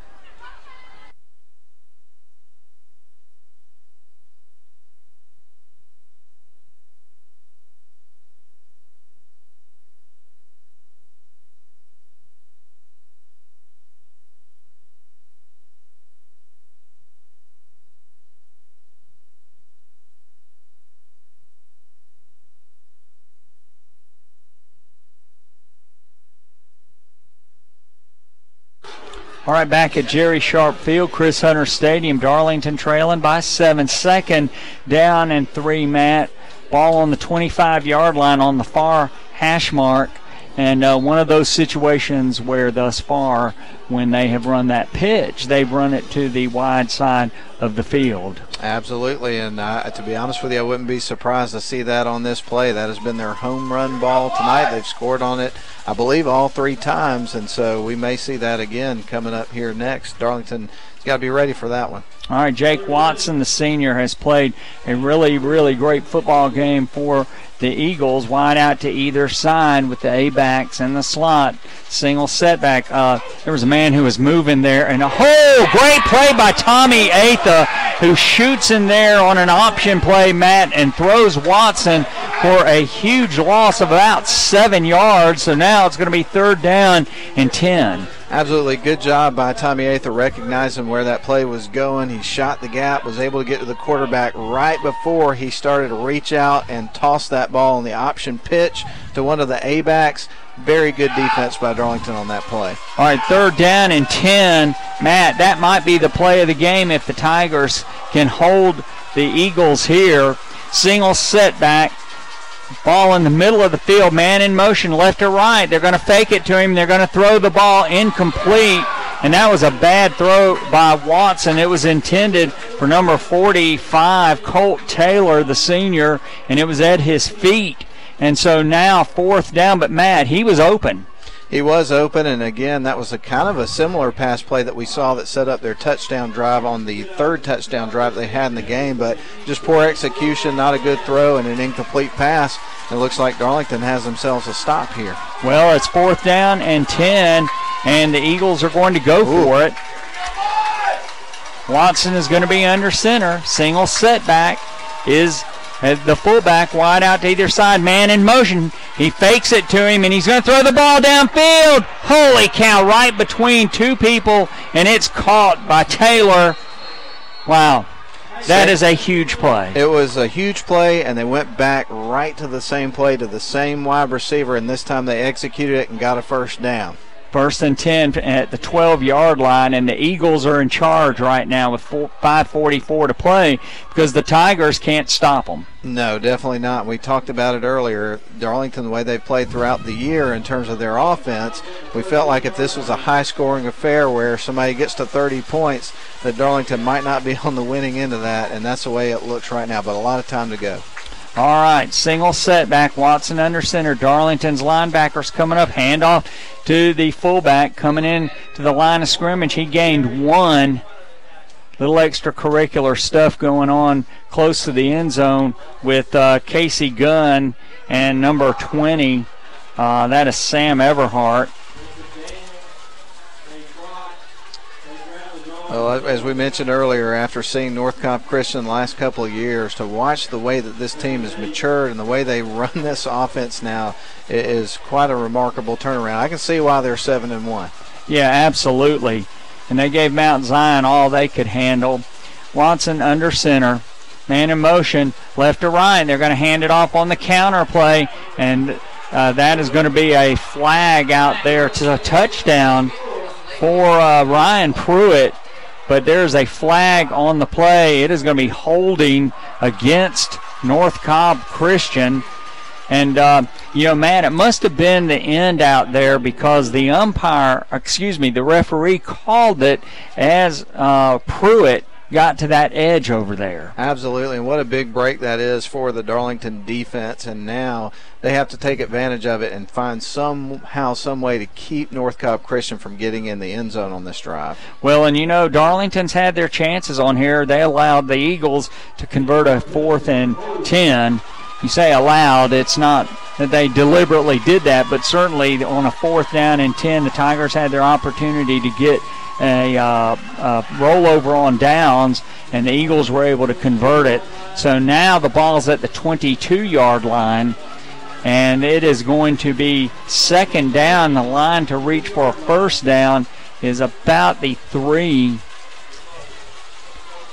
So a lot of yards to gain for the Eagles, and they're going to hand it off on that counter play. And boy, Darlington made a great play. Then they stretched it out enough, and Pruitt was trying to cut it to the outside, and he got tripped up. Now it's 3rd down and long. Been an interesting night here at Chris Hunter Stadium. Of course, tonight is the last week before we get into a play-in game, and then the week after that the playoffs begin, so everything's starting to culminate and things are going to be shaken out over the next couple of weeks. All right, 3rd down at about 19 for the Eagles. The line to make is about the 3-yard line. Watson, he is in a shot, he's under center. He fakes the pitch. He's throwing the ball downfield. Good defensive play. Great defensive play, almost intercepted by Kobe Nadeau. Man, he has played well for the Honeymoon Bakery Icing on the Cake player of the game. Yep. That was a great defensive play. And, Matt, all of the pass plays that they have thrown have been to the exact same spot. They have been. On this drive, we've seen 3 of them right there, like you mentioned, the same exact spot. And this time the defense was ready for it and came in, and Kobe Nadeau, as you mentioned, made a great play. Here's a field goal attempt. A field goal attempt by the Eagles. They lead by 7, and this will be a 40-yard attempt, and it is going to be no good. I think Darlington might have blocked that. Somebody might have blocked that, or maybe Tate Ratledge or Cade Brock. But, boy, that was a huge stop, that holding penalty. And, again, penalties will hurt you really badly. They hurt Darlington on the first possession, but that holding penalty negated a touchdown for the Eagles. Let's see if the Tigers can take advantage. No question about it, Steve. That was a huge stop. You had the huge stop at the end of the first half. Then Darlington came out and started with the ball to start our second half, had to punt the ball, just did not get things in sync on offense on that first drive. NCC was marching the ball down the field. It was inevitable that they were about to score, but then Darlington was able to pin their ears back on defense to come up with a stop there. That is absolutely huge. And Kobe Nadu's play may be the play of the game. Yeah. Because if Darlington comes back to win, that ball that he knocked down kept them from converting that play. Quick pitch, and now there's a whistle. Let's see what the referee is signaling. Darlington called a timeout.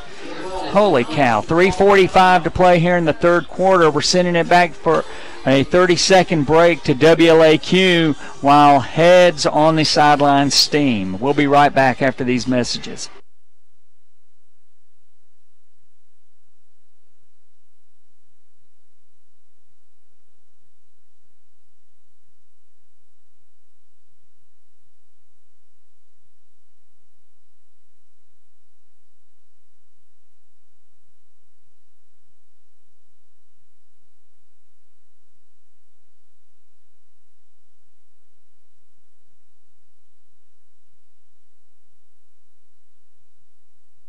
All right, back at Jerry Sharp Field at Chris Hunter Stadium. Dodgers up 1-0 over the Red Sox with 2 outs in the bottom of the third inning.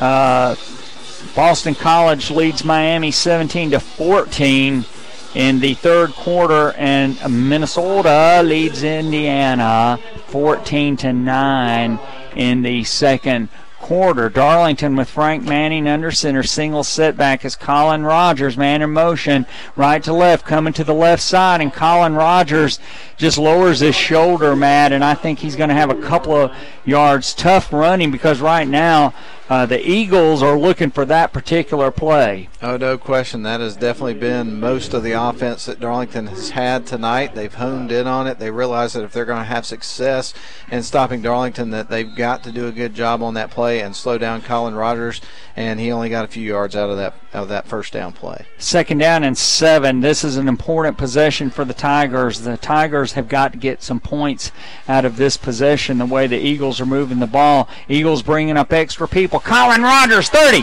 35. He's tripped up.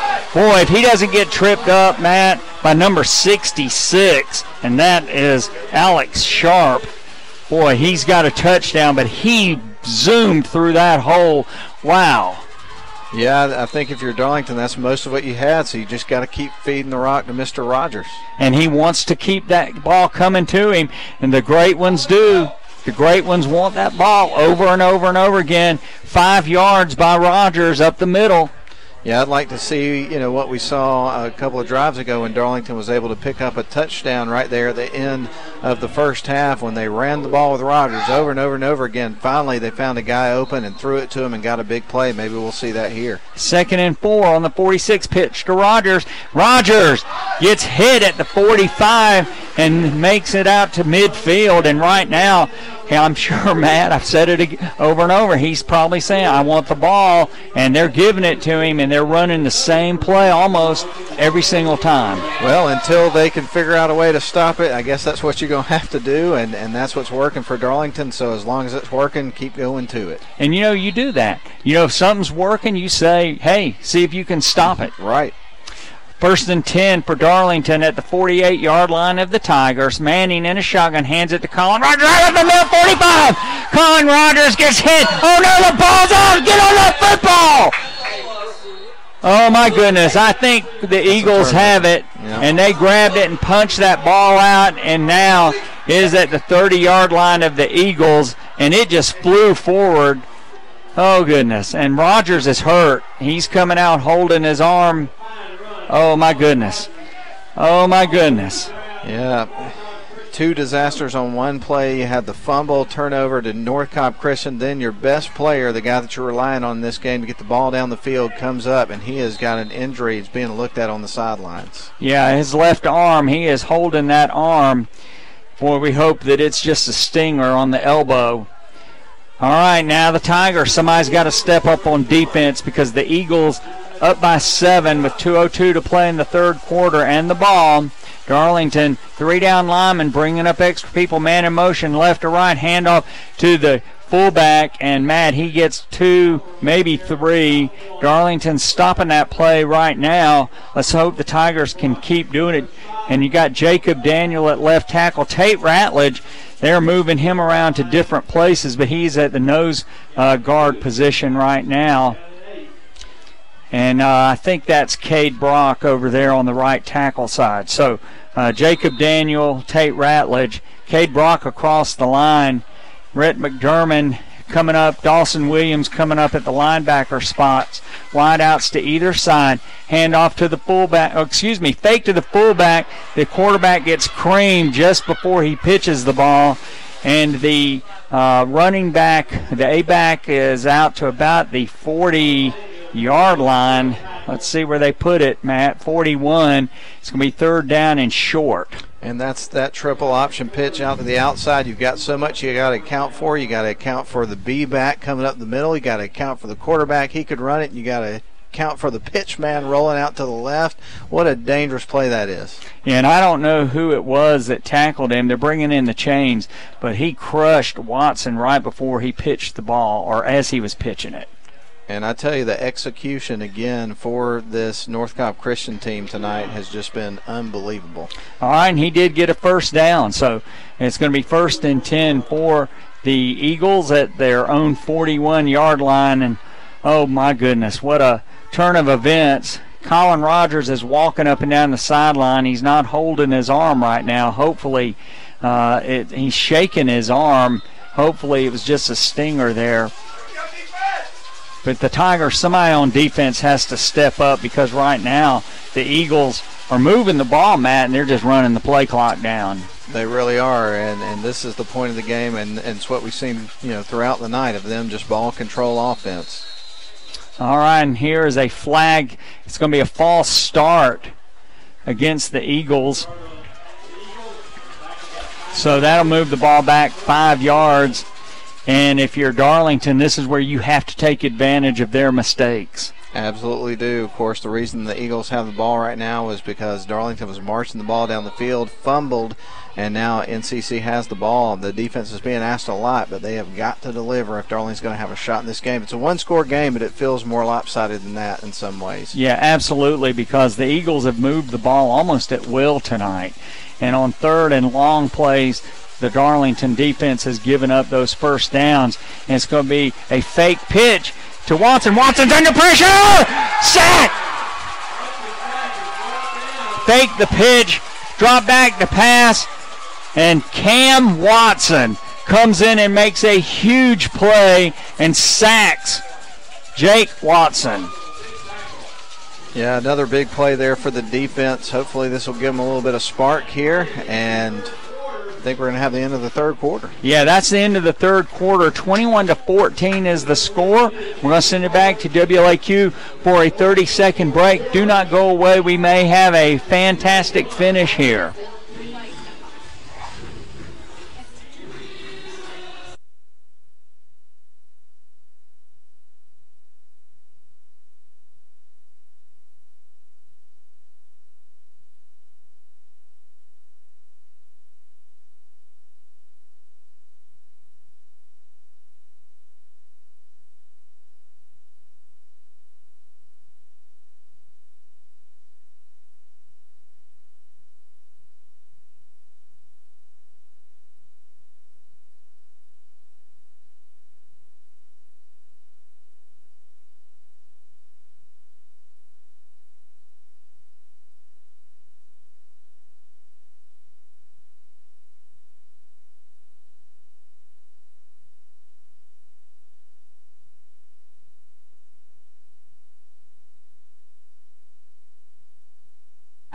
All right, back here at Chris Hunter Stadium, alert message or some alert It gets me horn. every time, Steve. I know it.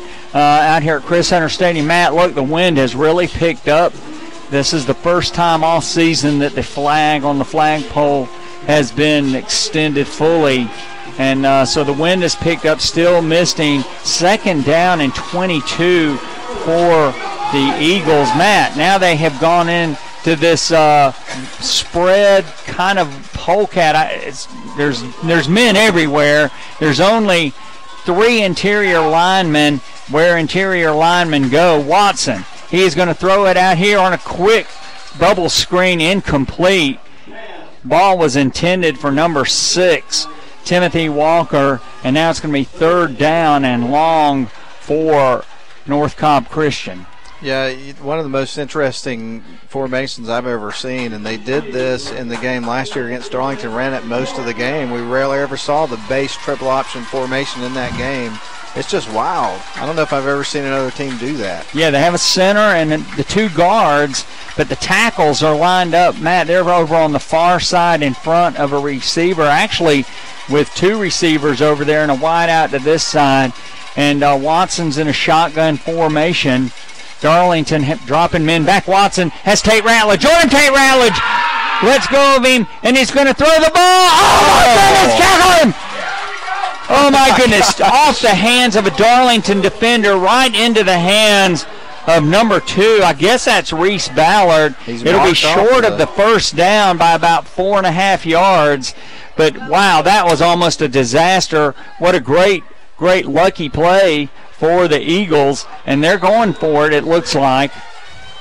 And they've got this spread formation again.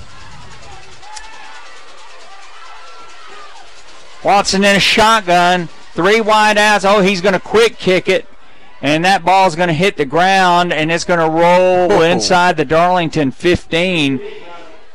And you know, Matt, if you're Darlington, 10:59 to play here in the football game. Tigers trail by 7, but if you're Darlington, you have to say to yourself, okay, we've gotten them out of their offense. That is true on that particular drive, and it was kind of puzzling because most of the game they've done such a good job running that triple option. It was almost a little bit surprising that they would make a shift like that, in my opinion.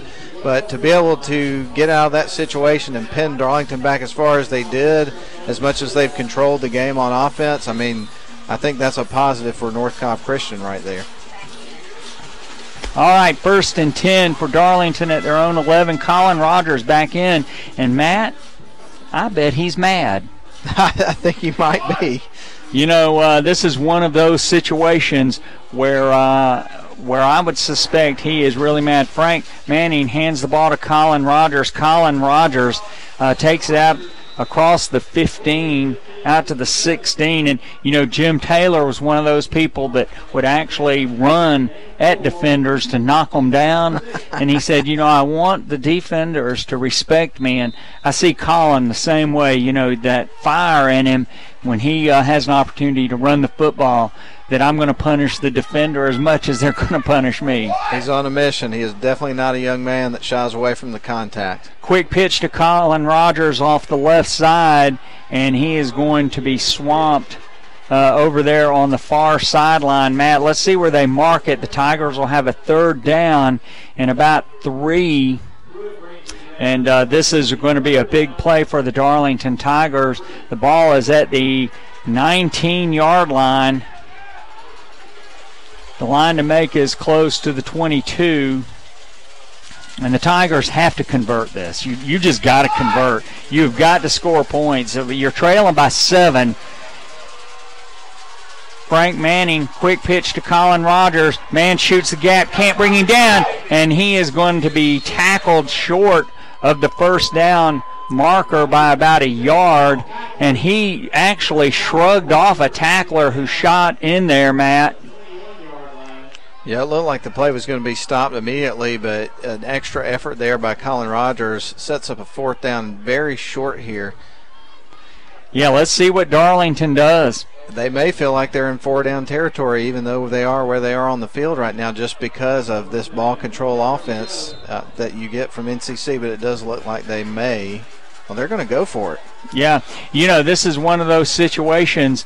Frank Manning coming in, the Tigers, well, this is where Tommy Atha says we got to make it or break it here with 8:59 to play in the football game. Frank Manning is going to dive forward.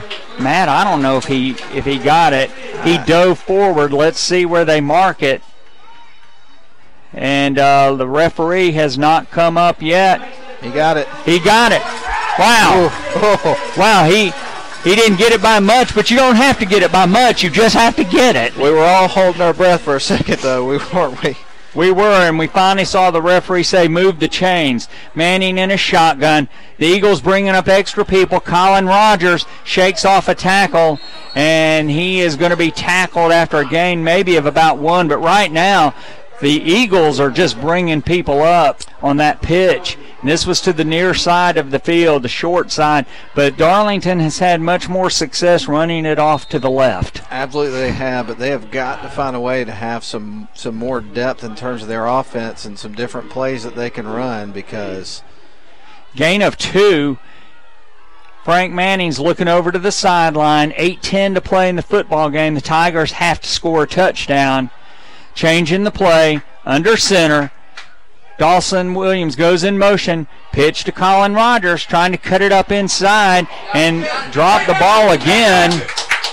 Let's see what the referees signal. And they signal that it is going to be the Eagles' ball. Wow, that might be the game. It very well could be the way that the NCC Eagles hang on to the football, and you really feel bad for Colin Rogers in that situation. That's 2 fumbles and 2 consecutive drives. But, I mean, the young man's had the football in his hands on almost every play. It might be a situation where he's having to do a little too much to try to keep him in the game. Well, and he was holding his arm on that other drive, and I don't know if that's affected him. But, he'll come to the sideline and say, no, that it's me, and that's the way football players are. All right, North Cobb Christian with a chance to put this game away, and they hand it to a man, and he's going to the far side. That was the A-back. I couldn't see what they were doing, and it looked like there was a man who moved before the play. It should have been a false start, but the wing back on the far side, Matt, or the slot back, he moved before the ball was snapped. I think it was Shenard Banks on the carry again. All right, and this is going to be a first down, first and goal for the Eagles at the 10-yard line of Darlington. Clock running, 7:30 to play in the football game. Darlington trailing by 7, and the Eagles trying to convert points on a turnover. Watson hands it to the fullback, and he is going to lunge forward inside the 10 down to about the 6. And if Darlington goes down by 2 scores with this amount of time left on the clock, with the lack of explosiveness that we've seen on the offense, I mean, you just don't like your chances in that situation. To stop is mandatory. It really is. Even holding them to a field goal, that's a manageable thing if you can, move the ball downfield and then maybe get an onside kick or something. The second down and goal from the 6. Ball on the far hash, and thus far in this situation, they've thrown a pitch to the A-back coming right to left, and this is going to be Watson, and he's going to do a quarterback keeper into the end zone, and that's going to be a 6-yard touchdown run by Watson. And so the Eagles convert points on the turnover. And now the Tigers trail by 13 with 6:34 to play. And it's not impossible, but it certainly is going to be a challenge. It looks very grim. And right there on that play, as you mentioned, the quarterback kept the ball, and it looked like it was just a run play for the quarterback all the way from the start of the play to the finish. All right, point after attempt. And it is going to be hooked, but it went through. Oh, man. Wow, that ball never got more than 11 feet off the ground. It just was a line drive and hooked inside the upright. So, Matt, here we go. What can the Tigers do now? Well, they've got to have some explosive big plays, so I would imagine that they're going to pull out all the stops and come out swinging on offense and take some risk because they're going to have to. I don't think that, just coming out and running Colin Rogers play after play is going to be what they need in terms of their offense to try to get back into the game. So look for some wrinkles here. And, Tommy Atha and his offensive coordinator, they always have a couple of trick plays. Maybe now's the time to bring out one of them. You got to bring out something. You've got to score, and you got to score fast. You can't really run a lot of time off the clock because even though onside kicks are sometimes successful, it's one of the lowest percentage plays in football at high school, college, or in the NFL. Yeah, things are not looking really good, and of course we'll probably see NCC squib it again and not give an opportunity for a big return, so that's probably going to be taken off the table. So they're going to have to put the ball in the air. Yes, yeah, there's going to have to be something done by Darlington to move this football. And J.D. Wright will be kicking it off, and it's going to be another squib kick, and it comes to Dawson Williams. He's trying to cut up field. First off came to this side, then cut up field, and he's going to have the ball out to the 41-yard line. Good field position for Darlington, but the Tigers now have to dig into their bag of plays and do something different.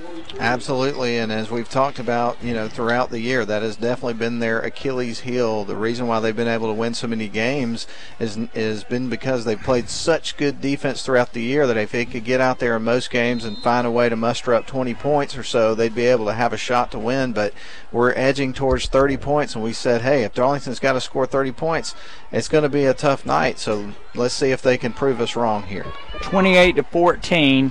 North Cobb Christian leads Darlington.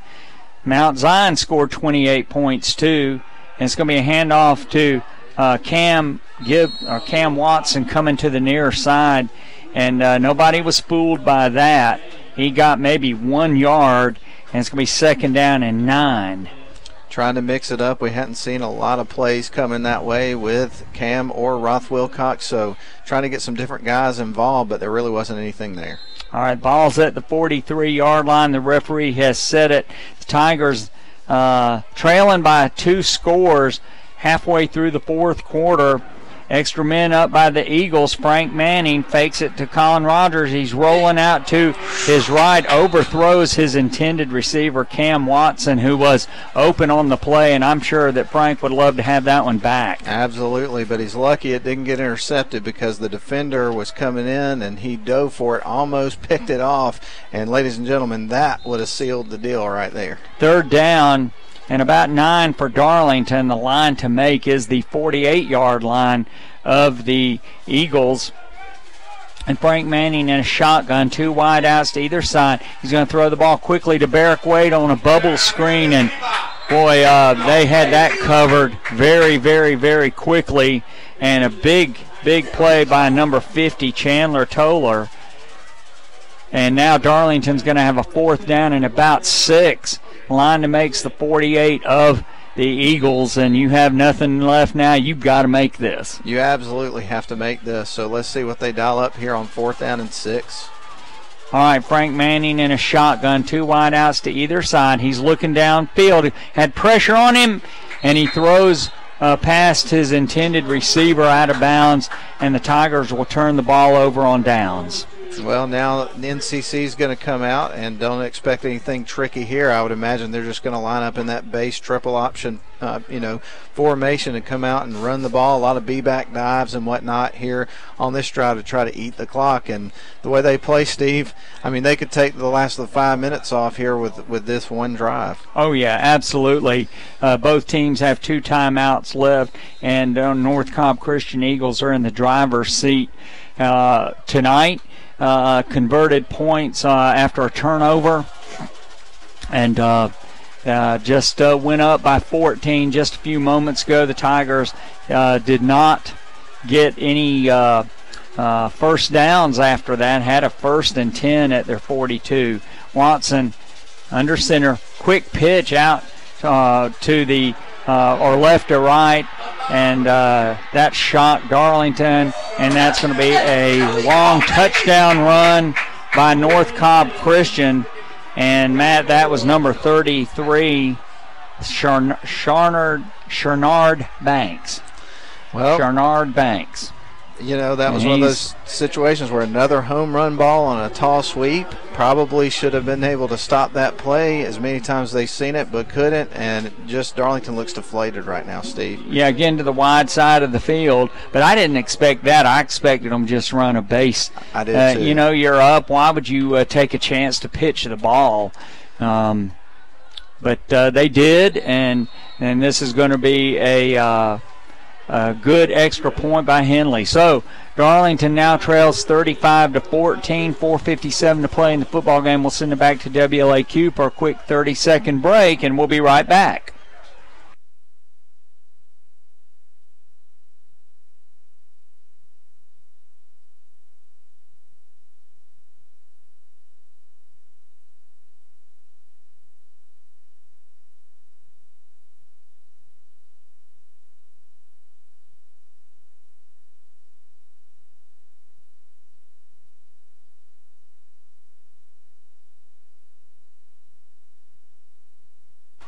All right, back here at Chris Hunter Stadium, and the glass slippers for Darlington, Matt, have been broken here at Chris Hunter Stadium tonight as the Eagles have broken this open with 2 touchdowns in the last 3 minutes of the game. The Darlington Tigers defense has met their match, and it's in the form of the triple option offense of the North Cobb Christian Eagles, who have played a fantastic game here tonight. And I don't know about you, I mean,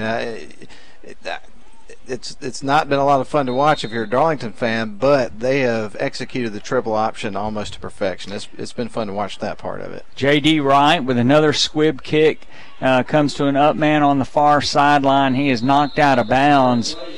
And at about the 41-yard line, Matt, Dodgers up 1-0 over the Red Sox. 2 outs in the top of the 5th. Miami is being rolled by Boston College, 27-14 in the 3rd quarter. And Minnesota is now up on Indiana, 21-9 at the half. You know, Boston College has had a good defense for several years, but now they've got an offense to match it, apparently, because they're scoring a lot of points this year compared to what we're used to seeing. I would suspect that A.J. Dillon is having a good game for Boston College, and Frank Manning rushes a throw incomplete over on the far sideline. Let's look at this for Boston College. A.J. Dillon had been hurt. But he has 19 carries for 122 yards. That'll work.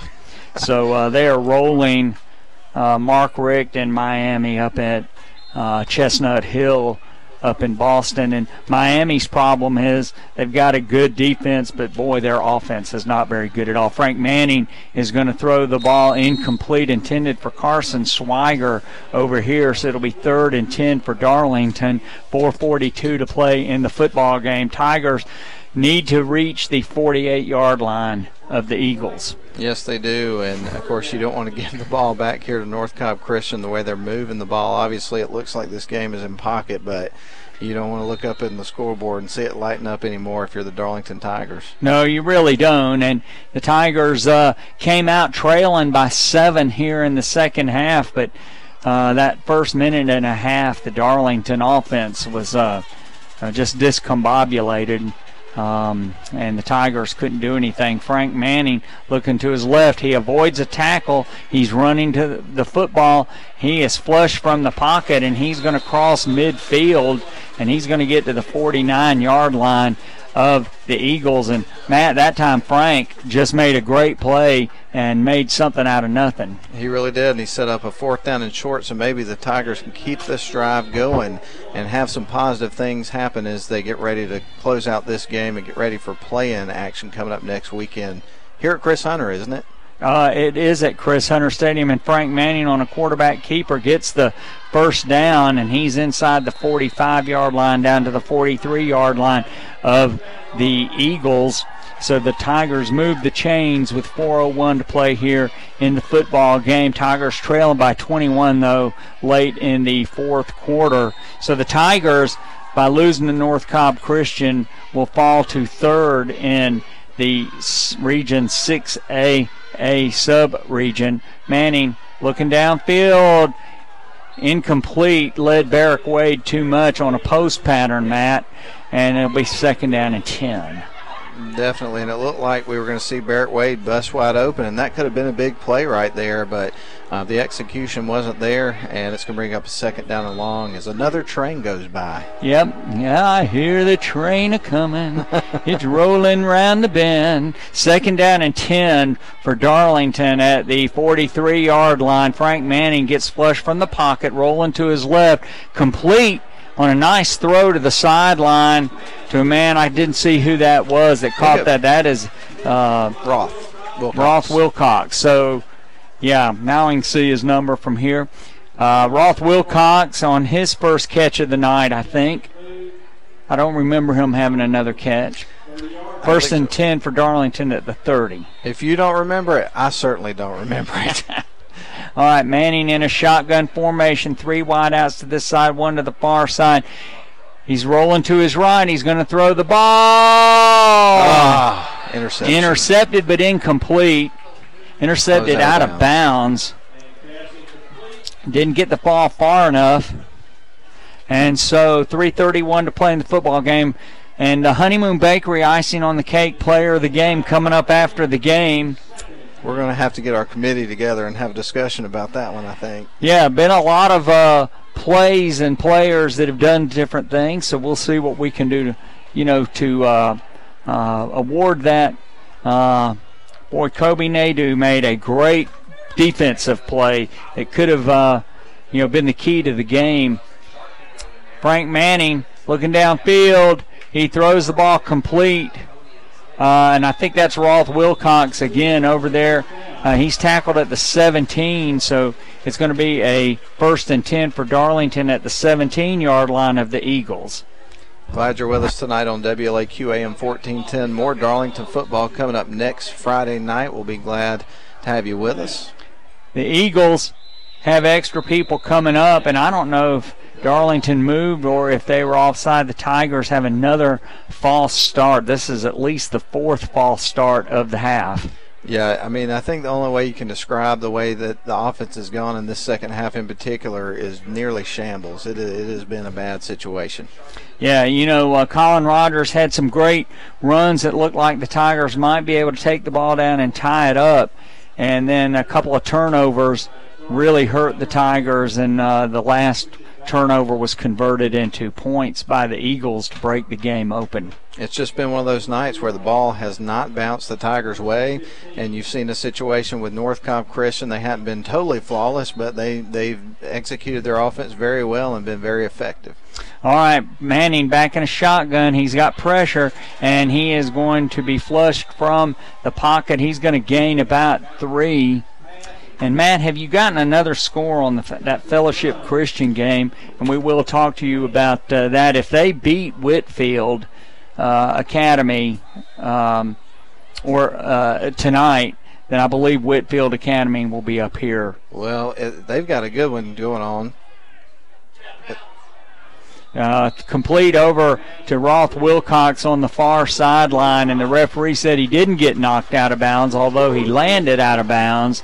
So the clock keeps running, 2:37 to play in the football game. Tigers trailing by 21, and Fellowship Christian leads Whitfield 35-27 in the third quarter. It says the third quarter, but surely they've advanced beyond that by now, so I'm not sure if that's really where they are or not. Frank Manning in a shotgun. He's going to hand the ball to Rhett McDermott, and Rhett McDermott gets inside the 10 down to the 5, and that'll be a 1st down for Darlington. The clock stops as they move the chains. 2:11 to play here in the football game. Tigers trailing by 21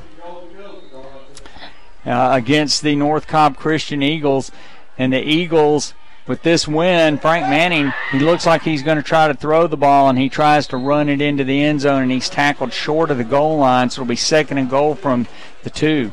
Yeah, Darlington, pretty much the only thing they can do here is try to punch it in and make things look a little bit more respectable on the scoreboard, but definitely hasn't been their night tonight. North Cobb Christian will finish 2nd in the sub-region. Frank Manning touchdown on a 2-yard touchdown run. And now the Tigers with 1:41 to play. They close the gap to 35-20, but not enough time, Matt. Definitely not, especially when you're playing up against a team like North Cobb Christian that, as we've well documented throughout the game, does a good job extending drives and eating up the clock and controlling the time of possession. All right, Tigers trying to put up the extra point. Alex Little with Frank Manning holding for Little. Swiger will snap. The ball's down. It is up, and it is good. So with 1:41 to play here in the football game, Matt, the Tigers now trail 35-21, and interestingly, Darlington fairly close to their scoring average for the season. The Tigers averaged 23 points a game and now have scored 21. Unfortunately, the Tigers only give up 12 points a game but have given up 35 tonight. Absolutely, and while we're talking about averages, we talk about how Darlington in terms of offense is close to theirs. North Cobb Christian is ahead of schedule. They're averaging 26 points a game tonight. They have 35. This has been one of their biggest performances in terms of racking up yards and finding themselves in the end zone, which is really surprising given the nature of how good Darlington's been on defense throughout this year. All right, so Darlington will probably do an onside kick here with 1:41 to play in the football game. We'll be announcing the Honeymoon Bakery icing on the cake player of the game, and it is 10:15, and at 10 o'clock, Rome Orthopedic Center scoreboard coming to you from 95.7 The Ridge with Randy Davis and Lynn. That's right. And that will be a lot of fun if you want. Onside kick, and it bounces straight to a North Cobb Christian player. That's number 33 for the Eagles, and that's Sharnard Banks. And he has been a workhorse for the Eagles tonight. He's a good player. He really is. And going back to the Rome Orthopedic Center High School football scoreboard show, you mentioned Randy Davis and Lynn Butler.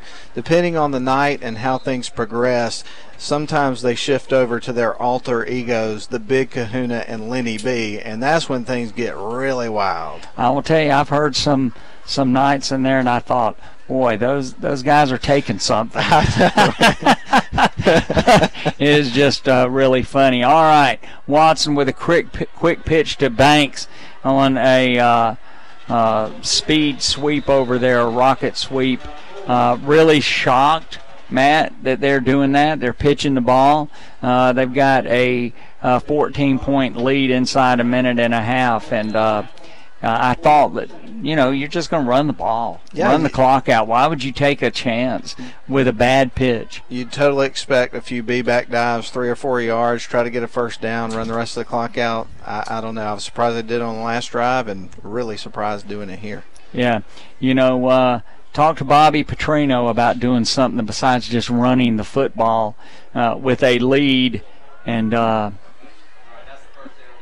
little bit of time on, when they were playing Florida State, all they had to do was take a knee and they passed the ball, got it intercepted, and Florida State came down and scored a touchdown to win 28-24. Wow. So, I'm sometimes shocked at the bad clock management decisions by football coaches at this level.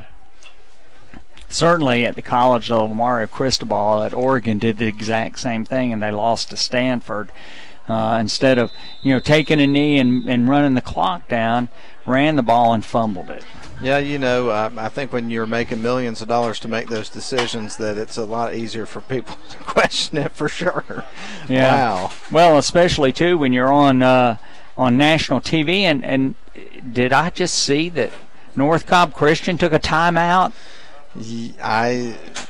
Surely. Yes, we're being told yes. Okay.